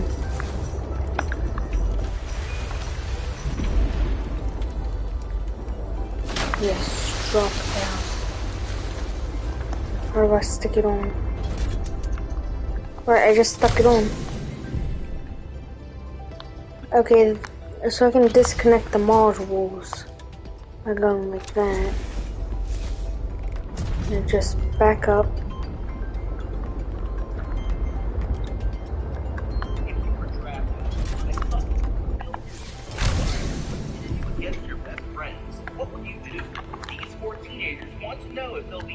forever, but they're going to find out the hard way that every wish comes with a price. I'm here to break down the mistakes made, what you should do, and how to beat the evil game in the friendship game. These teenagers are about to find out why you should never take your friendships for granted. Checking out the items at a yard sale in her neighborhood, pink-haired teenager Cotton Allen and her blue-haired friend Z spot a darkly mysterious, many-sided object. A creepy old lady tells her that it's a friendship game. She tells Cotton that the object tests your friendships, and if they don't survive, then neither do you. Cotton, Z, and their friends Courtney and Robbie are hanging out in the neighborhood park when Cotton notices Z looking sad and asks her what's wrong. Z replies that it's just the end of summer bummers. So Cotton gives her a hug and reassures her that it'll be their best summer ever. In Cotton's room, the four of them sit around the object as she tells them the rules to the friendship game. They don't realize it at the time, but local creepy kid Kyle has hacked into Cotton's webcam and is recording them through it. Cotton tells them that they win by staying friends, but it only works if they all tell the truth. She says that they only have a limited time left together before they all go their separate ways at the end of the summer. And if they play the game, they know if they'll stay friends forever. Z puts her hand on the object first, followed by Robbie, Courtney, and Tommy, and they start the game. Cotton answers first, saying that they're all growing up too fast, and she hopes they can break out of the reality of adulthood before they all will be doing it, which turns out to be a fortunate word. Late one night, Cotton and her friends attend a rave at an abandoned building on the outskirts of town. Cotton runs into Courtney out in the street and asks her if she's seen Robbie and Z, but Courtney is drunk and not paying attention. She tries to give Cotton a container full of pills, but Cotton knocks it to the ground and moves away. Cotton walks through the crowded hallways until she comes to a room where she finds Robbie and Z making out with the couch. She runs out to her car and knocks a picture of her friends down from the sun visor, ripping it up in anger. Suddenly, she hears someone say her name from behind her, and looking back, she sees an evil version of herself sitting in the back seat. Evil Cotton reaches up from behind, grabbing her by the neck and causing her face to distort like she's being pulled into another dimension. That makes one victim down, with 4 more to go. Okay, where do I begin? These geniuses found a mysterious object that a creepy old woman specifically told them will kill them if they use it. And so they decide to take it home and play with it. Haven't they ever seen Jumanji? Any of the other movies where people end up stuck in a game with life-threatening stakes? Yard sales can be a great place to get a cheap deal on somebody else's old junk, but I try to avoid them as a rule because you never know when the little trinket you bought might be hers. In this case, it was all spelled out for them by the old lady, so they really have no excuse for what happens next. This thing is essentially just a more complicated version of a Chinese finger trap that you can get at an arcade. So what they need to do to beat it should be obvious to everyone. If the friends pull apart, then they stay stuck within the game. But if they come together, then they can escape. The detail about fulfilling your deepest desires is an obvious red flag. If you've ever heard a story where a genie comes out of a magic lamp to fulfill the hero's 3 wishes, then you should know that it always comes with a catch. You need to be very careful about how you word your desires. Otherwise, the game will end up twisting your words and making things worse. If just one of them messes things up, then according to the rules clearly laid out by the old lady from before, they all die. If you have even the slightest doubt about any of your friends here, then at least there's a 1 in 4 chance that you'll all end up dead, and I would not want to take those odds. Also, they only win the game if their friendship remains strong, but the fact that they want to test the strength of their friendship means that they're dead. So why would you take any chances?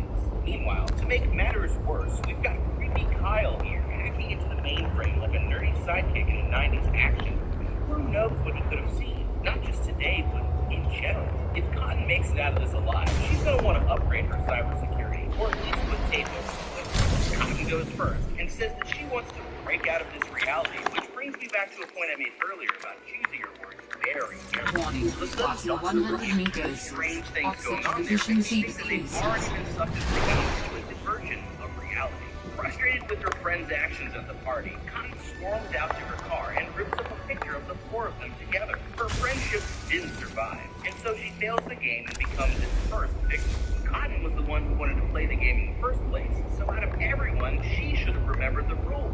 Cotton needed to let go of her anger and make up with her friends in order to win, but now we'll have to see if the other 3 can salvage their situation without her. Now, before we get too far here, we wanted to quickly check in with some of our friends all throughout the How to Beat video.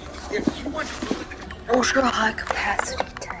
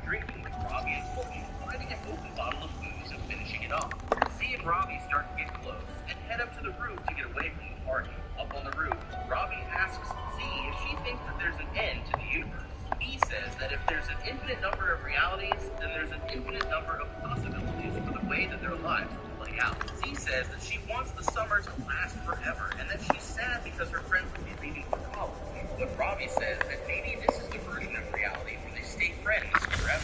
They kiss and go back inside to make out on the couch. After a while, Steve gets up and walks to the bathroom, upset with herself. She looks in the mirror, and suddenly she's back in Cotton's bedroom. The mysterious object floats in the air in front of her, and in the bathroom at the ring, she clutches her stomach and falls to the floor. Later, Z sits in her room looking at a picture of her friend when it looks like Cotton begins to melt out of the photo. Z's startled by her mom knocking at the door, who says that a police detective is there to ask her questions about Cotton's experience. The detective mentions that Cotton was last seen at the There ring. is a large anomalous mass of rock that has broken away and risen above surrounding terrain. The detective asks if anything happened that would have tested their friendship, but Z doesn't answer. Later that day, Z and Courtney put up more missing posters for Cotton around the neighborhood. Z mentions the detective, and Courtney says that sometimes she feels like Cotton isn't just missing from the town, but missing from the whole world. Z says that Cotton had been wanting to leave the town for years, but Courtney thinks that she wouldn't have gone without telling them. Later that day, Z goes to work at the local arcade. She goes through the motions of the day, half zoned out until she hears someone say her name from around a corner and goes to investigate. Z goes into the laser tag arena, searching around for the person, and sees them walk behind one of the walls. Calling out to them, but getting no response. She looks at her reflection in a mirror, but suddenly she's back in the bathroom at the ring. And then back Grappling in Cotton's bed. She turns around and sees Cotton's computer behind her. Prawn The suit. screen rippling and emanating static. Z leans closer, and a red image of Cotton appears on the screen. Blood pours out of Z's stomach, and she rolls up her shirt, revealing a massive wound. But suddenly she's back in the laser tag arena, and her stomach is fine. Z rushes out of the back door of the arcade to her car and runs into Robbie waiting there for her. He tells her that they need to talk so they can figure out what happened to Cotton, but Z gets in her car and drives away. Okay, creepy Kyle here is obviously completely confused, as evidenced by the Kit Kat sandwich that he makes for lunch. It can't be a case of there not being anything else to eat in the house, because there's a fruit basket right in front of him. His mom obviously loves him very much, and that fridge is probably stocked with pizza rolls and chicken nuggets. So the only explanation for the Kit Kat sandwich has got to be a deranged personality. That's not to mention he's been skipping camp and sits in his room stalking people on the computer all day. He seems like a troubled kid who shouldn't have unsupervised access to the internet, if you ask me. Kyle's terabytes of footage recorded from people's webcam is highly troubling behavior, but at least he's well organized. That'll come in handy when somebody inevitably needs to go through it for evidence. When he plays the video of Cotton, she turns and looks directly at the camera and the video glitches out. The game's spirit ability to manipulate digital files is just further proof that this whole thing is taking place inside of an alternate version of reality. Z and Robbie sit on the roof talking about how they don't want to lose their friends, but they're too busy having this philosophical conversation to go look for Cotton, and end up losing their friend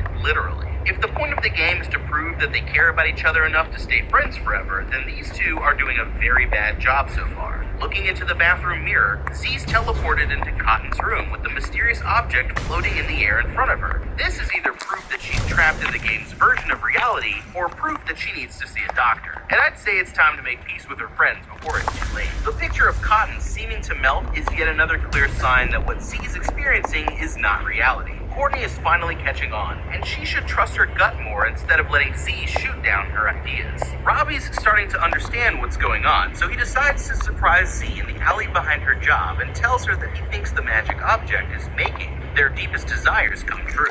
Great idea, Robbie. That won't make you seem insane at all. How did he know that she'd be leaving work right at that moment anyway? Does he know her schedule, or has he just been standing there waiting for her to eventually come out? I understand why Z would want to drive away, but given everything that's been going on, she really should have given him a chance. The longer she stays in denial about the friendship game coming true, the closer they all get to losing for good. Back at her house, Z looks through dozens of texts that she's been sending to Cotton with no response. Her mom tells her that she's sorry for what happened to Cotton, but Z snaps at her and says that she's getting used to the people in her life leaving. Z says that her dad left because of her mom, and her mom gets upset and goes off to the kitchen. Z lays down in bed crying and angry when she gets a text from Kyle's mom, Donna, asking if she can babysit him tonight. Donna promises that he won't be a bother this time, and Z reluctantly agrees.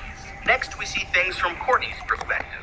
We're back in Cotton's room, with the four of them sitting around with their hands on the object, getting ready to start the game. Courtney says that she's still on the wait list for her university, and that her deepest desire is to get the letter that she's been accepted. A few days later, Courtney is just waking up when her computer mysteriously prints out one of Cotton's wanted posters. Courtney picks it up and notices that the picture is heavily distorted. She looks at her front door and suddenly a letter comes through the mail slot. So she opens it and sees that it's from the university, letting her know that she has finally been accepted. Back in the alley, hanging up posters with Z, Courtney takes out the letter and shows it to her. She says that she didn't think she was going to get in, and Z condescendingly says that none of them did. Courtney points out that her grades in high school weren't that great, and she thinks that her acceptance could be related to the game that they played. Z isn't convinced, arguing that they got the object at a garage sale, and there's no way it could have any magical powers before handing Courtney the box of posters. I need the fabricator. Courtney walks away and throws the posters in the garbage when she hears a noise behind her, and the tin of pills that she tried to give Cotton at the rave comes rolling around the corner.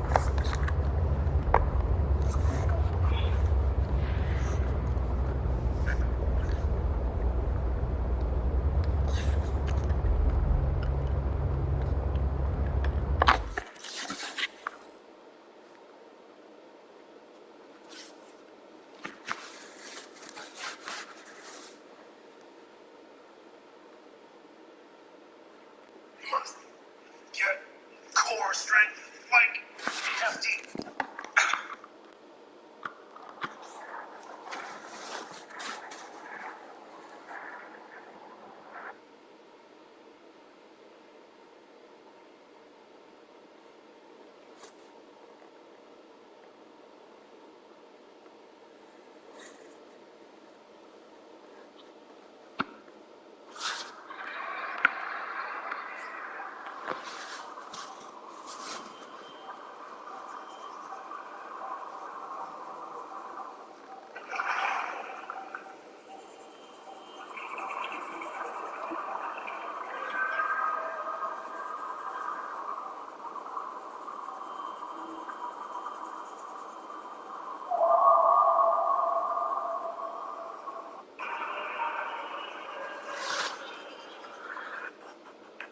Damage imminent.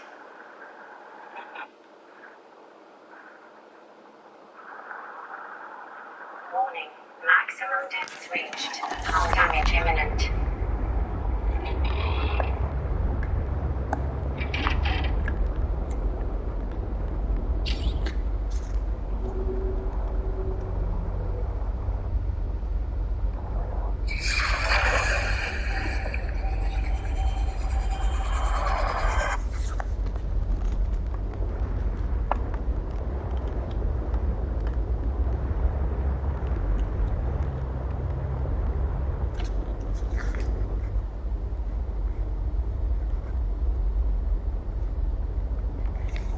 Hull damage imminent.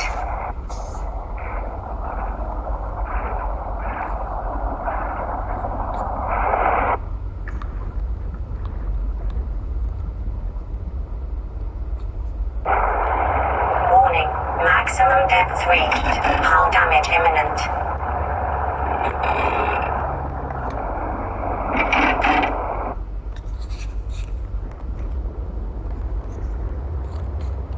Seek fluid intake immediately.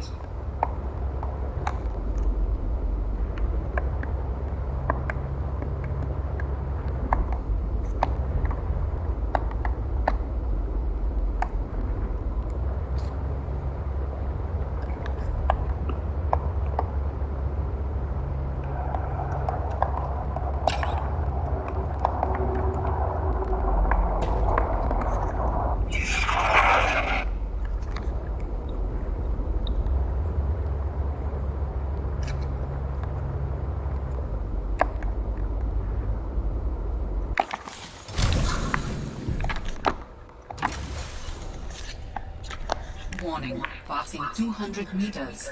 Oxygen efficiency greatly decreased.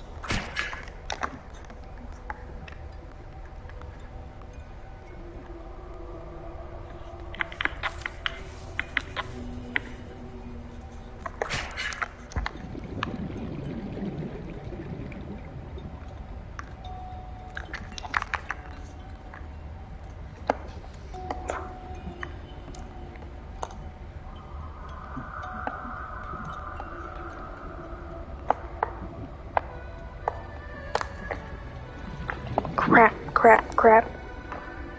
I need to pick up. Okay. Nice. Bladderfish. Please.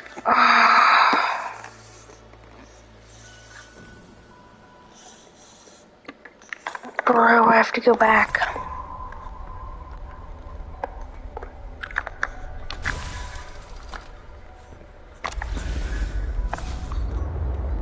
I have to go back.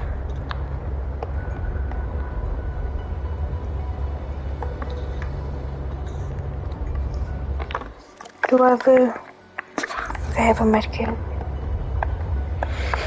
As long as I have a medkit to heal when I'm dying of thirst, I'm good.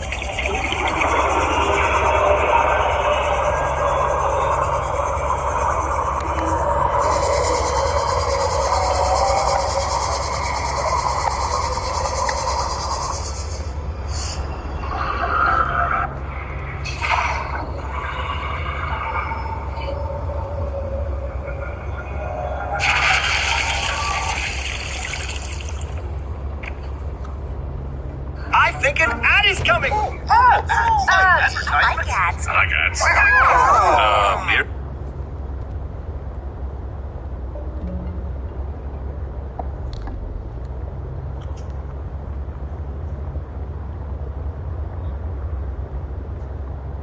Seek fluid intake. Yep.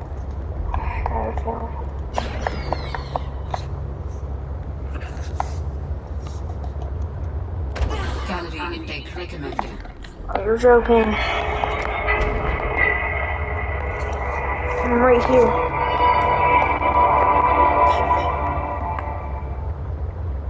How's it going, guys? Ben from Chemiclips here. Welcome to Subnautica Below Zero. So in this guide, I'm going to be showing you where to locate the moon pool data box. It isn't fragments in this game.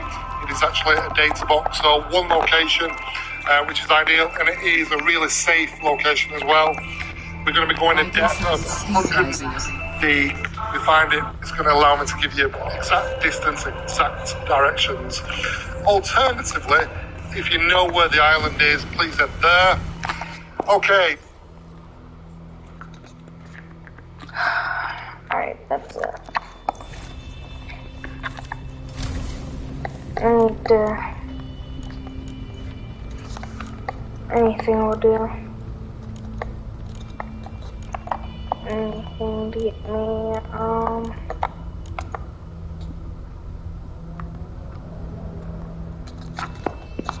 So, what else do we need for this? Now, you can do this in the Sea Glider, but for this particular guide, I'm going to be doing it in the Sea Truck. And you'll certainly need a compass for this. But if you, like I said before, if you know where the island is, then job's good. Sorry, penguin. Right, okay, so, like I said, one click left, the south is the direction that we're going to be going to. The first location is the Delta docking station, which is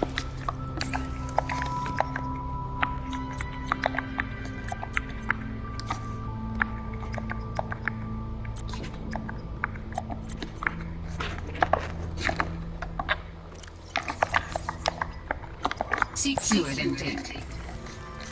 yeah, blah blah blah.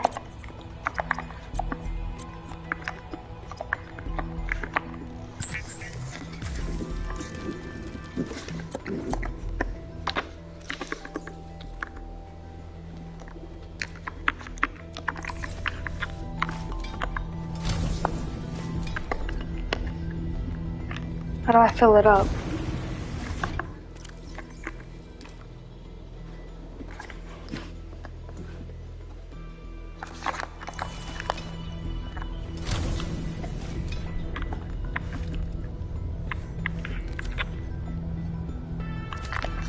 That's one bladderfish.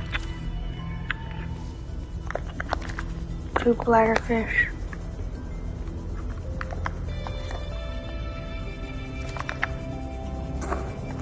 3 or 4.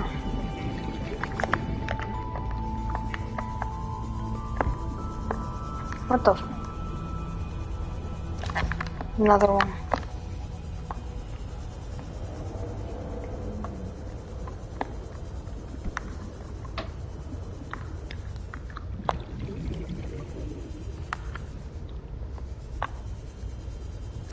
Another one. And another one. If I go back to my base and I see more bladderfish, I'm collecting them.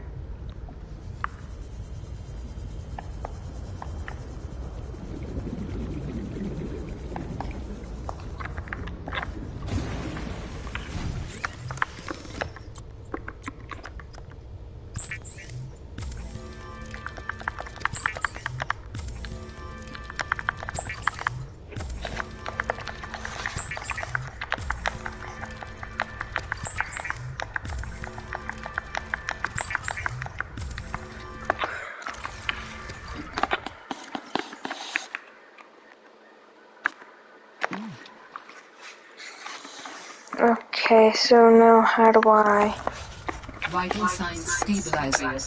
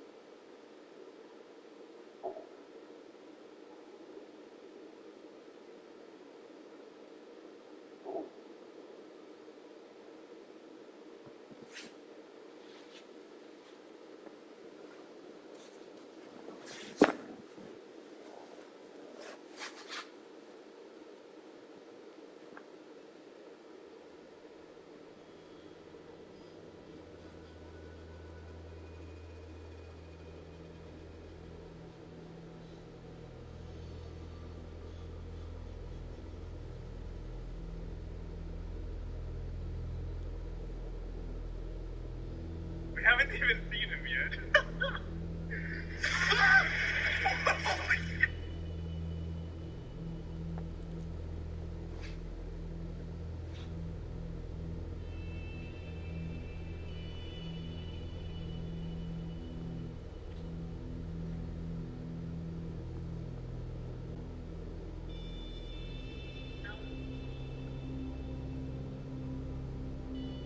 Where am I going? Guys, we beat the game.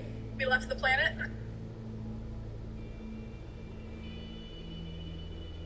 We haven't even seen.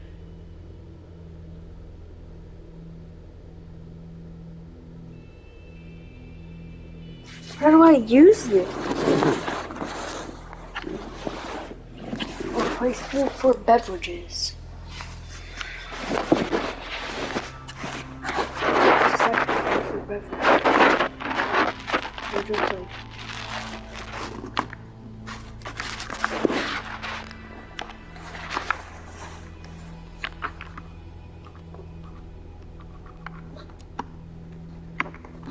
Okay, I think I need the filtration system. Vital signs stabilizing. I need the moon pool then. Do I have any more lithium?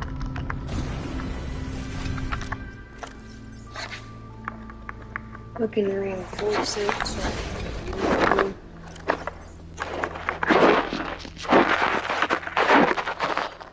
oh, let's go reinforce me. Using lithium and 3 titanium. So we're gonna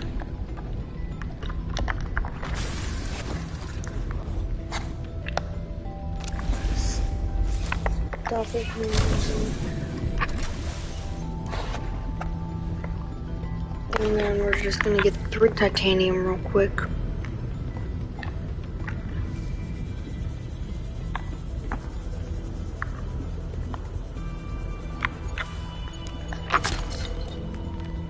That's copper.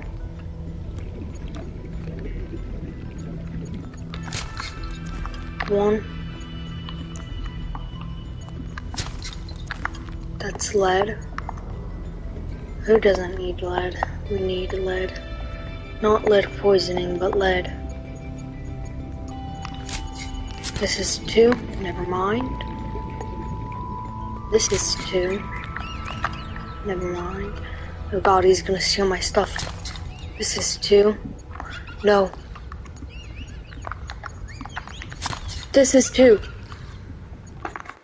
My inventory's... It's not full. Get away from me. You ugly monkey.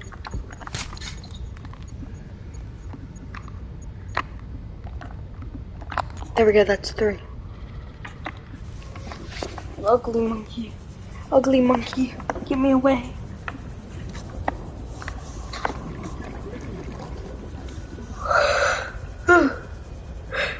Okay. Oh, now it's time.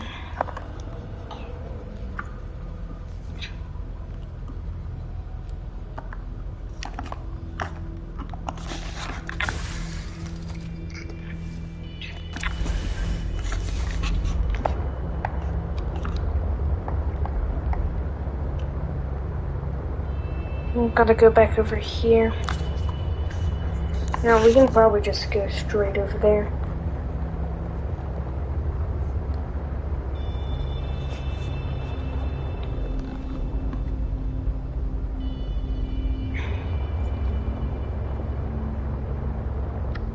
Below zero.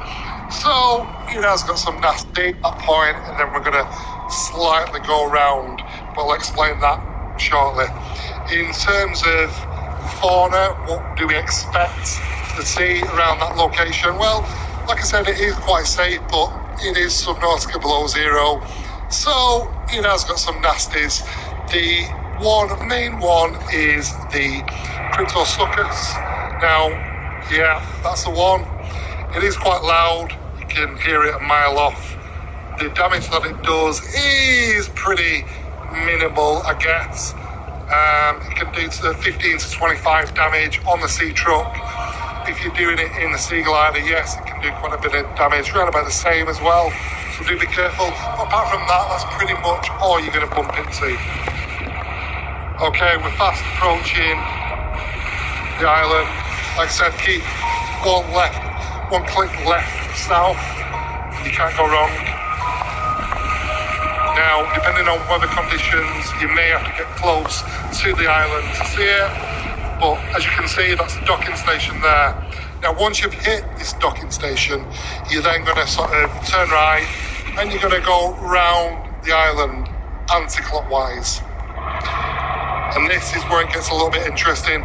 This is where the Cryptosuchuses do come out, but you're in the thermal vents area. Now, keep hugging this island. Don't veer off too much.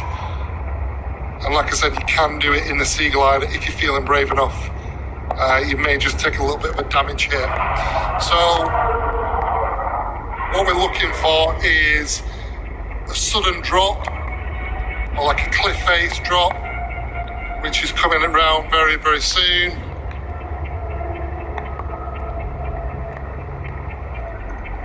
And there we go. Okay, there we go. So at this point, we're going to dive down 140 meters. Like I said, don't panic. There's nothing to worry about. Just don't venture too far. Just keep where these light sources are, and you should hopefully begin to see an entrance. Warning, passing 100 meters. Okay, now this entrance, you won't be able to take the sea truck in there. Passing 100 meters. Oxygen efficiency decreased. Decreased. Okay, so we're going to do the rest in the sea glider. Now, like I said, you should be all good in the sea glider anyway. You could keep on the outskirts of the island. If you need to get some oxygen, then do so. But here we are, guys. This is the location. Open the data box, and then boom, there we go. To get some oxygen, then do so. But here we are, guys. This is the location. Open the data box, and then boom, there we go. New blueprints. Boom. Signal location uploaded to PDA. That's the sea truck dock. Oh, and the moon pool. Vehicle upgrade oh, wait, there is an upgrade console. But I got the sea truck dock. I'm guessing a moon pool is not gonna work, so I have to place down a sea truck dock. Okay, so that's gonna need titanium ingot, that's easy. 4 glass. There's an advanced wiring kit. Might as well look for some gold and stuff. Yeah. You ugly. Oh, wait. Buddy. I will literally kill you. Warning. 30 seconds of oxygen remaining. Silver.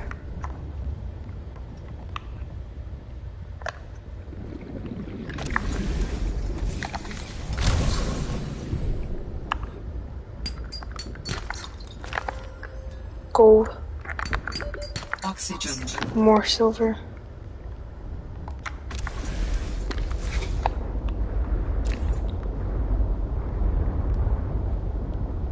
Now we do need some table coral. And we do need table coral because we do need a computer chip which costs gold, copper wire, and 2 table coral. So 2 copper, which Warning. I Passing 100 see meters. Oxygen efficiency decreased. a single copper. What? I was about to say, what happened to my sea truck?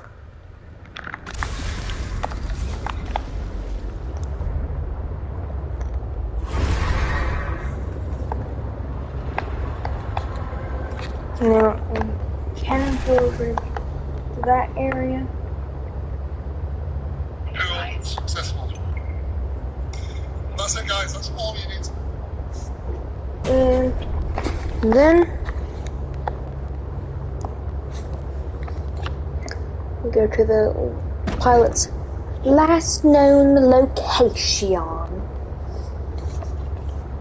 which I don't remember venturing over in this area.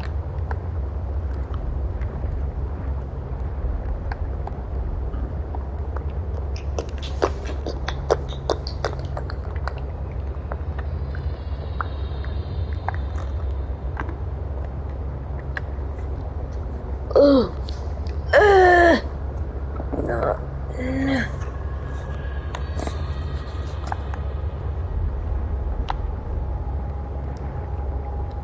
I think we do have to go to this part.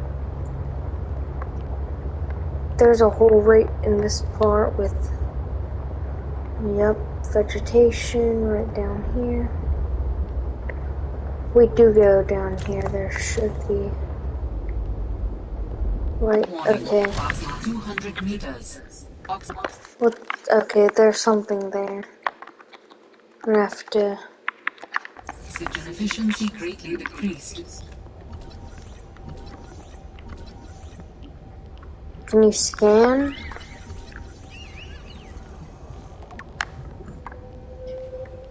Stereo thermoreactor module.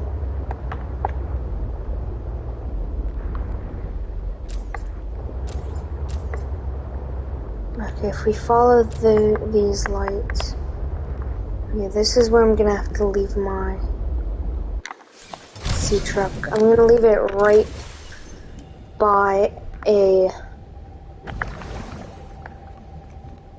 plant. Alright, go down here.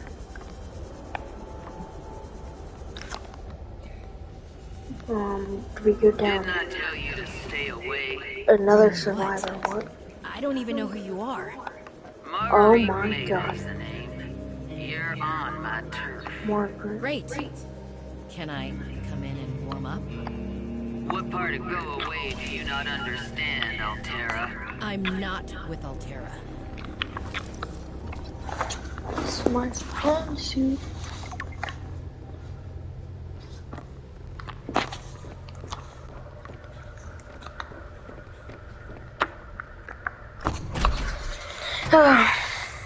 Well, it's too late. I'm already in your base. Whoa, what the?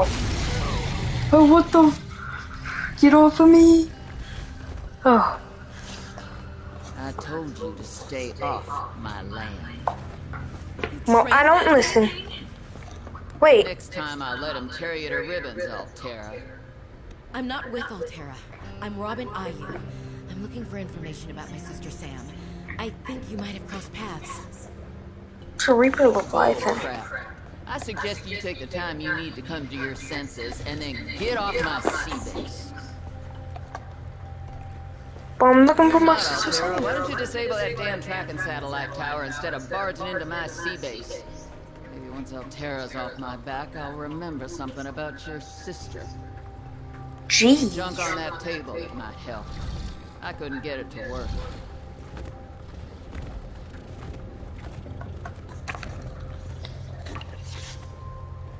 Some stuff on the table. Alright. Test overdrive. Snow Fox.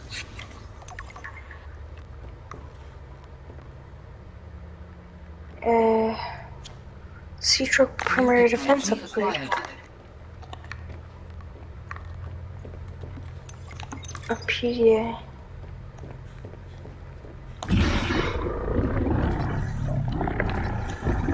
That's a Snow Stalker. What are you so mad about, huh, gang? Chill.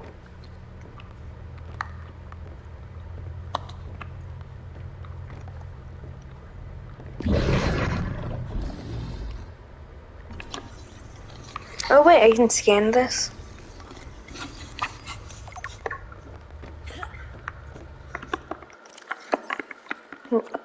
Wait, large room glass dome. Can I even make a large room? I can't even make a large room, so why is it giving me... Why do I have the glass dome?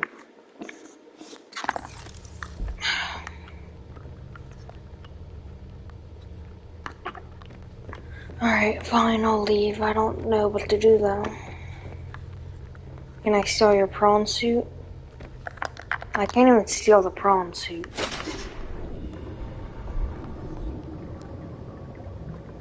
What the?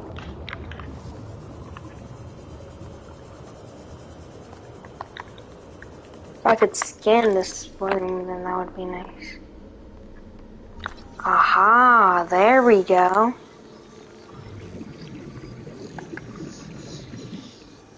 Wait, I can just spy on her. What is she doing?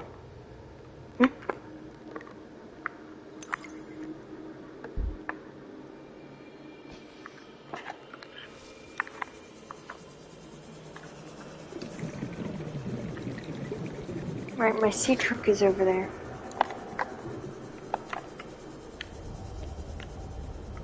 Alright, I think I'm gonna end the stream today, so I can do some research about how I can do this stuff. Plus I'm getting pretty hungry. So I'm gonna get back to my base, make the sea truck thing, the docking station, and I'm gonna actually just end it right now. I'll end it once I get back to my base. I do need some materials though.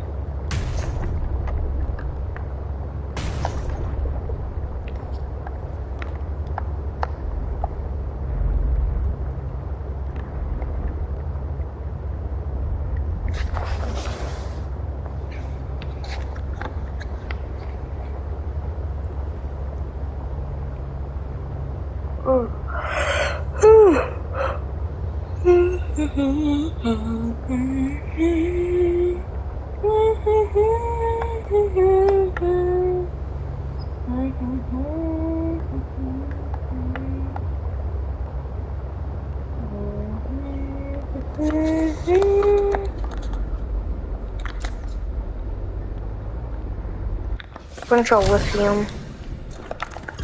Some lithium won't hurt. I do need some more quartz.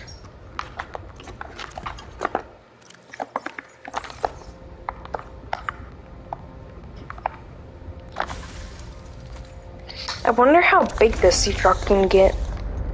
Like, what if I put all of the docking things? Or I put multiple of the same one. Like, what if I put like 10? What if I make like 10 storage? Ah, that's an aquarium one. I already have an aquarium. Aha, fabricator. It's the last one and I need it.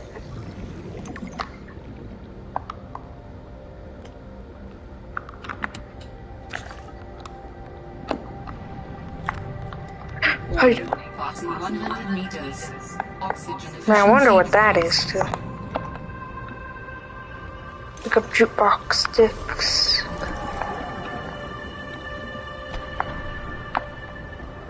Another PDA.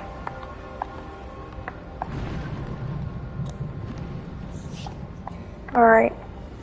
I just need some quartz. Alright, I think that's... Yes, there's 3 different ones. The aquarium. There's the aquarium, then the... Here, hold on. I'm gonna put every single one of this stuff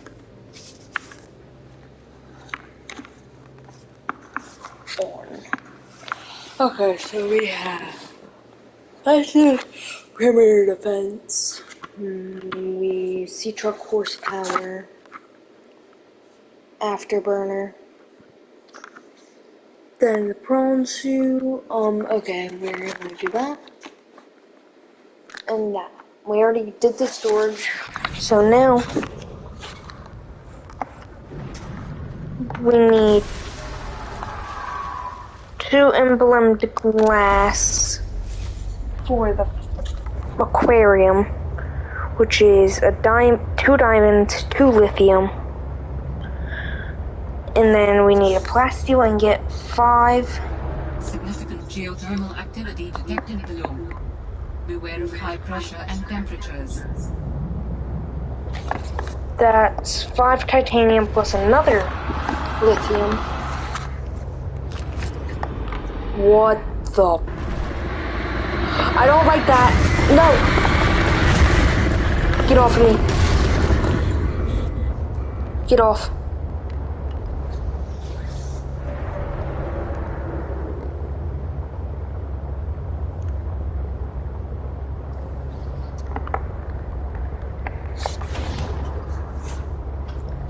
Go.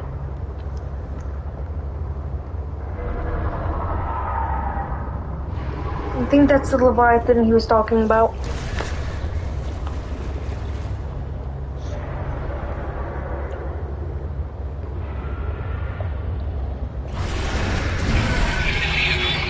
Hard iced tea, real blue tea.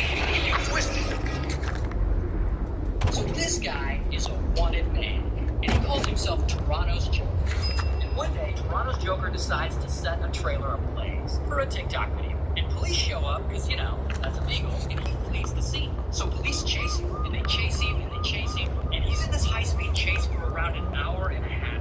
And suddenly, boom, his tires go out. Because police had thrown down one of those spike strips. So he gets arrested, convicted, and he goes to prison for a couple years. So he gets out and, like, immediately breaches his statutory release, which is kind of like violating your rule. So then he's on the run again, and police can't find him. They put out his mugshot to the public to see if the public can help. And that mugshot goes viral. You're telling me that this man right here, with every single tattoo on his face, after a month of being on the run, Toronto's Joker just happens to be checking himself into a hospital. A nurse recognizes him, calls the police, and he's arrested again. Oh, but it gets worse. He does more time. He's in a halfway house, and he allegedly leaves the halfway house before he was supposed to. I need 8. And now police are looking for him again. Right here is Canada's most wanted. He has a federal countrywide warrant. Now you would think he would chill out and lay low. Oh, but not Toronto's Joker. No. He creates a new TikTok account, and he seems to be having a great time. Crime Stoppers. Are you kidding, man? Crime Stoppers? Like here he is making a video in front of his own mugshot. Here he is taking a selfie in front of a police car. And here he is like low-key doing online interviews. And his videos are getting a ton of attention. And of course, the internet is cheering him on. This dude's a wanted man! We love wanted guys! I wish someone wanted me. Now, despite how all this looks, Joker says he's not actually mocking the police. I don't know why they're thinking I'm mocking them. I didn't mock them. He says people are getting it wrong, and says the hilarious selfie in front of the cop car is from before all this controversy. Now, does that mean Joker's gonna stop making TikToks and turn himself in? It doesn't seem like it. My next steps is I guess I'm gonna ride it out as long as I can and make a couple more TikTok videos. I'd say 5-6 more videos and then hopefully make it 3. Also, this all happened in the Toronto area, so shout out to Toronto.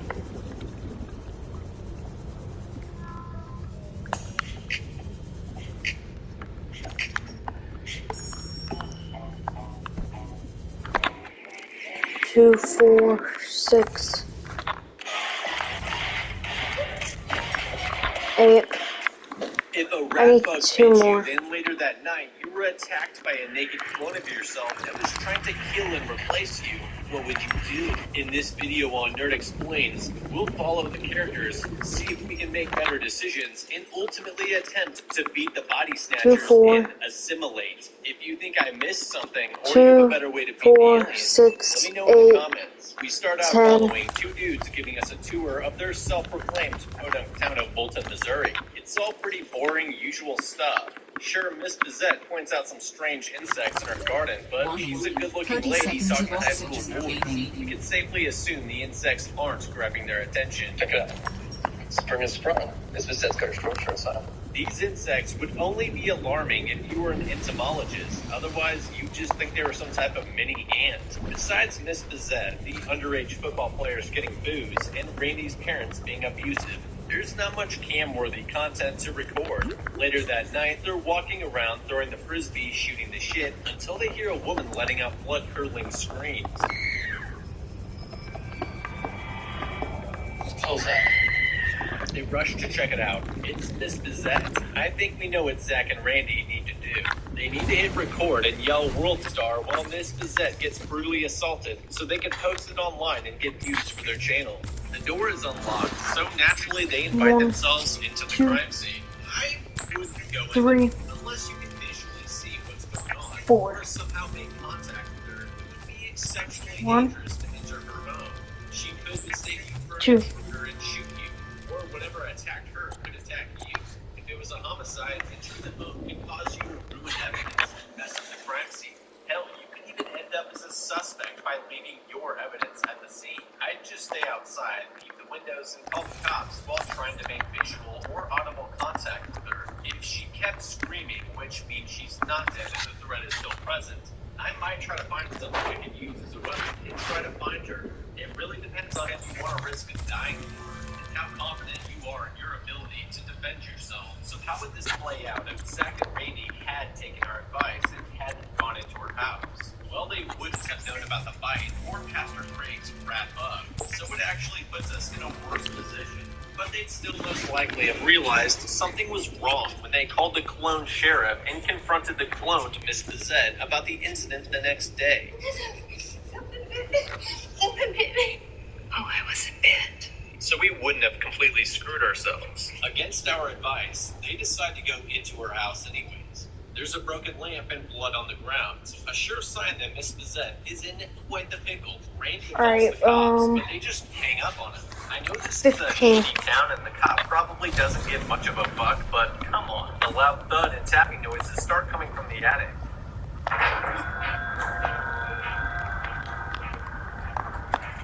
I'm gonna finish How have they not already grabbed something to use as a weapon? Jesus. They continue to follow the blood trail and open the closet door. It's Miss Bizette. She's bloody, crying, and claims something bit her. I gotta tell ya, as soon as I hear this, I'm thinking zombies. Zombies! Damn! A huge bug thing blasts out of the drywall and flies out the window. Okay, well, it's not zombies, so that's good. Zach has the bright idea to chase the thing because, as he stated, it might have rabies. How is that a reason to chase this thing? That's actually a strong reason to run the other way. The CDC explicitly states to not pet, approach, or engage any animal you suspect has rabies. This is because rabies infections are nearly 100% fatal if left untreated until symptoms appear. It literally has the highest mortality rate of any disease on Earth. Miss Bizette just needs to go to a doctor, run some tests, and get a rabies vaccine. It should be pretty obvious that we shouldn't try to catch the rabid rat bug that's biting people and which we suspect has rabies. We definitely want to take Miss Bizette to the hospital to get some tests done to determine if she was bitten by a rabid animal. Since they use blood tests for rabies diagnosis, I'm pretty positive the alien spores and DNA would be identified.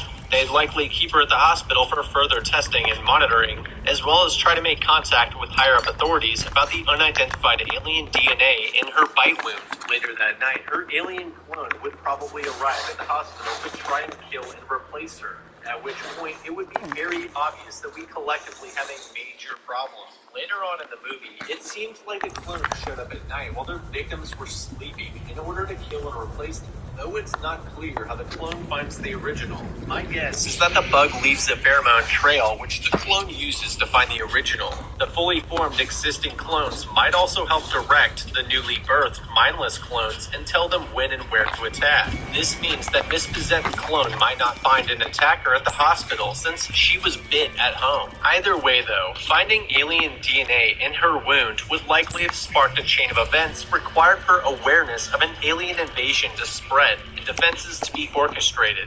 It's possible that all the doctors were already clones, and Miss Bizette would just be restrained on a gurney so her clone could Shang Tsung her. Your soul is mine.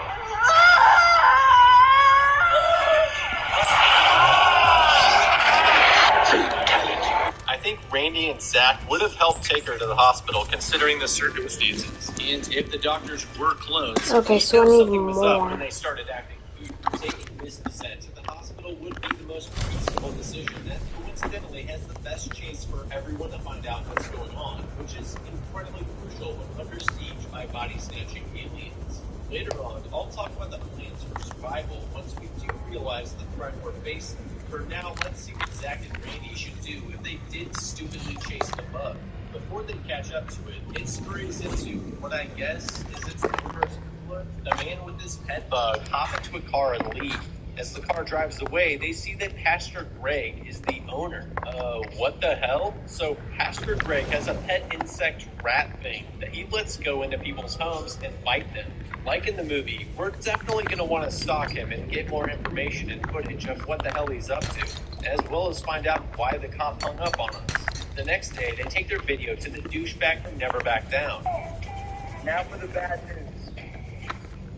It's gotta end. You looking like a bitch. But like all horror movies, the cop thinks it's Photoshop nonsense. To be honest, I don't blame him. I think the kid should have known better that in this day and age, video evidence isn't exactly hard evidence that you can convict someone with. You need something physical, like the bite wound and testimony from a victim like Miss Bizette. The night Miss Bizette was bitten and they saw Pastor Greg, I'd have 100% shown Miss Bizette the footage of Pastor Greg with the bug and then taken her to the hospital as well as to the cops. This may have prevented her death and the clone replacement that night. It'd be easier to convince the cop that something bad was happening, and the hospital might be able to identify the alien spores, which again is our best shot at figuring out what's going on, spreading awareness, and then constructing our defenses. On their way to interrogate Pastor Greg for his rat shenanigans, they hear an eerie siren noise in the distance.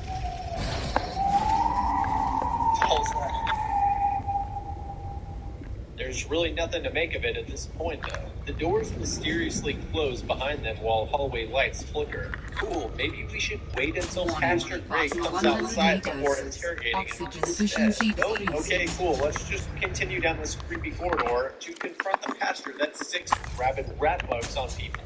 What could go wrong? They eventually find Greg, and he's not his cheerful, dorky self. Hey, Pastor Greg. We're doing a production of Jesus Christ Superstar down at the church. Oh, that sounds great. Are you guys interested in trying out? Your mom is a slut. And your dad is a junkie.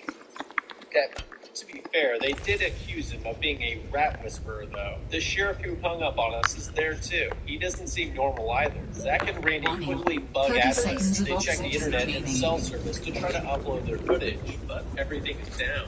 Zach and Randy just now think to see if Miss BZ can help them prove to the cops that they aren't lying about the situation with Pastor Greg. Unfortunately, Miss BZ isn't acting like herself either. She denies that anything happened last night and pulls her skirt up to reveal her leg where she was bit, except there's no bite mark anymore. That same thud and tapping sound starts coming from her bedroom, which she suggestively invites them into. You can come to my bedroom with me. Both of you. As hard of a decision as it was, Randy and Zach declined. Instead, they creep around the outside of the house to peep into the windows. Looks like a couple guys already took her up on the offer. One of the male suitors jump scares them, forcing Zach and Randy to retreat to the barn and reassess what's going on. What's weird is that they recognize the guy tied up on the bed, and it's the same guy that jump scared them. So there's 2 of the same people. Kayla shows up at their home base to tell them that her dad is acting strange. Like there's no feeling in him. Like he's a different person all of a sudden. To make matters worse, her mom and brothers are missing too. She thinks she's going crazy, but it's clear that this isn't a case of Capgras syndrome, which is a psychiatric disorder where you feel like a loved one has been replaced by an imposter. While the 3 are out looking for her family, they notice that everyone's acting strange. People are blankly staring at them and openly burning their belongings. Kayla's dad has gone batshit crazy as well.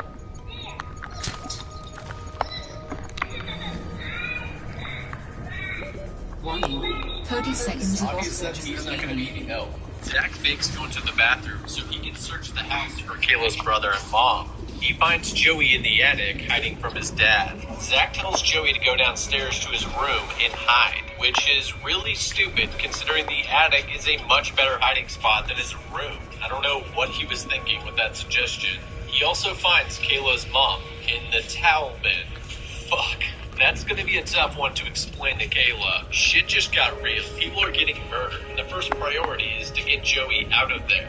Leaving him with a murdering psychopath is not an option. To me, it seems like you have 2 options. Either stealth it or get violent. The stealth option will be to leave the house without Joey to avoid confrontation with the dad. Later in the movie, Joey was caught by his dad, but that was probably because Zach originally told him to hide in his room. If we told Joey to stay in the attic, he should be relatively safe for now. By the time Zach left the bathroom, the dad was very agitated and suspicious. I doubt the dad would have let Joey leave with them. Confronting him about the dead wife in the towel bin will provoke him to attack. Same thing with the neighbors. Whatever's going on, it's spreading insidiously. Most likely originating with bites from that insect thing and turning people into psychos. If we're confrontational, it could provoke them to attack us outright instead of slowly trying to deceive us. Kayla's mom may have confronted the dad, so he killed her. If they think they can deceive us, that gives us time and the element of surprise. How do we get Joey out secretly then? Have Kayla lure the dad out of the house by faking an emergency of some sort. Since the cell service and internet is down, we won't be able to do anything remotely.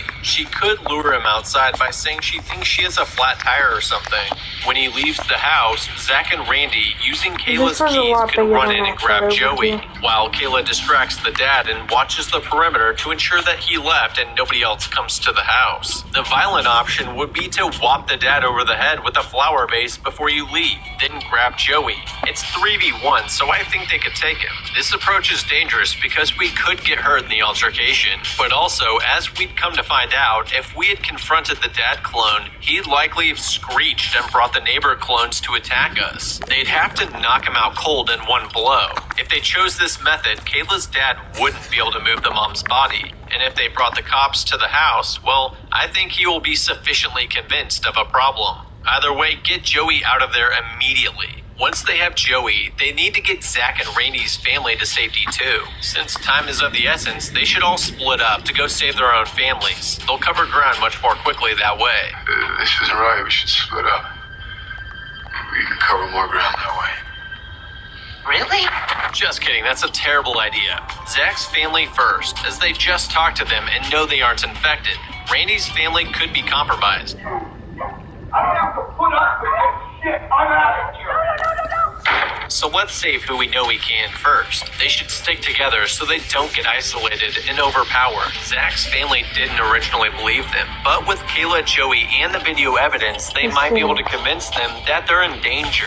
It's not too late. It's still the same night, which means that we could save our parents before they get replaced by attacking clones, which we find out happened the next day in the movie. Once we've secured our home, we need to suit up. Since whatever's going on is probably spreading by bite and bloodborne infection, it's best that we wear things that prevent bites, like boots and gloves and layers of long pants and long sleeve shirts and jackets. We'll want to tuck our pants into our boots as well to prevent the creature from scurrying up our pants. We'll look overdressed, but we won't be walking down the street like Bill Williamson, which would probably get us unwanted attention. Considering the bug bites, it might be some form of parasite that's taking hold of hosts in order to help it spread. If so, the parasite only seems to have a basic connection with the host's nervous system, as they're unable to blend in well and express appropriate emotional responses. The good news is that whatever it is, it's not hard to spot. The Thing, or the arachnid bug from Starship Troopers 2, were way better at keeping up appearances. All you have to do is say something that should elicit an emotional response, or just whatever horrible shit you normally filter out of conversations.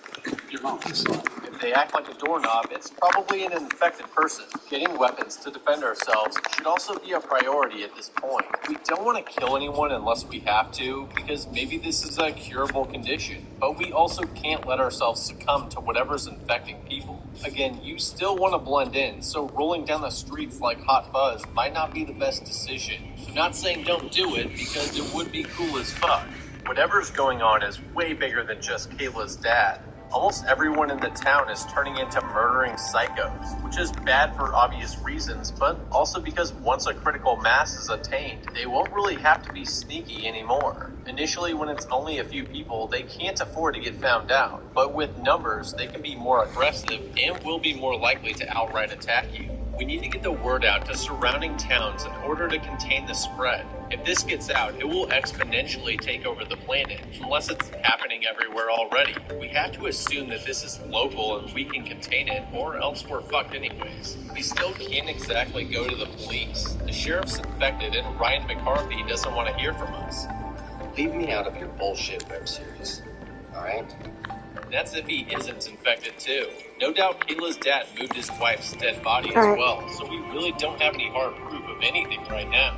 We need to obtain some hard evidence. The footage we have could just be dismissed by other agencies and departments, like with our town's cop. Initially, I thought of abducting someone, but that's pretty risky. I think a better way to get the word out would be to simply securely box up some of the weird alien ants that are everywhere and take it to the CDC headquarters in Atlanta, which is about 10 hours away from Springfield. I can make the aquarium and then testing of the alien ants.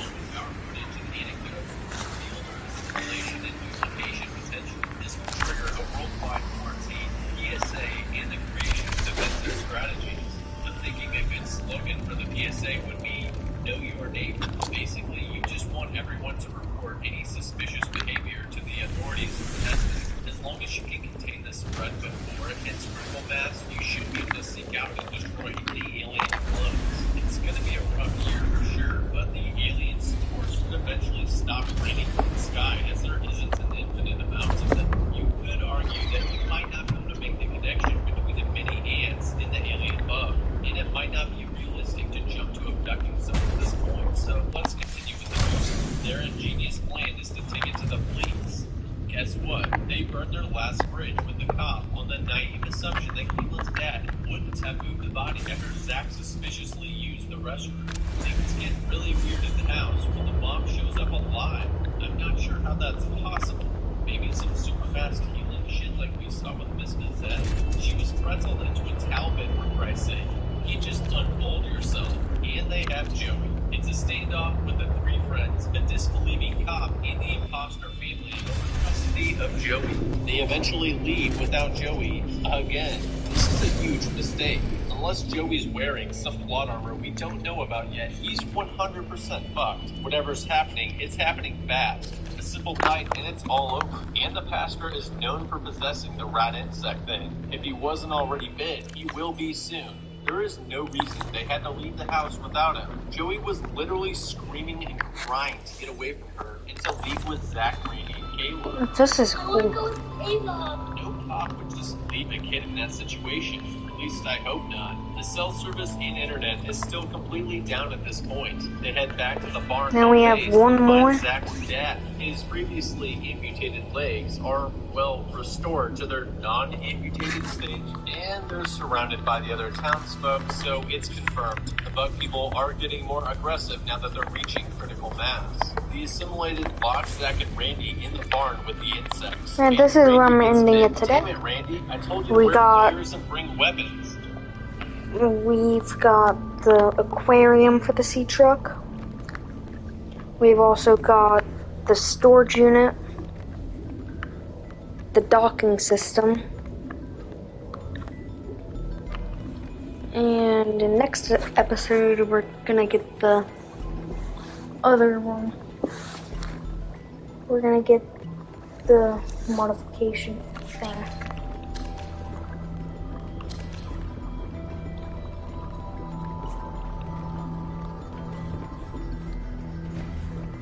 Which this base already looks pretty good so far.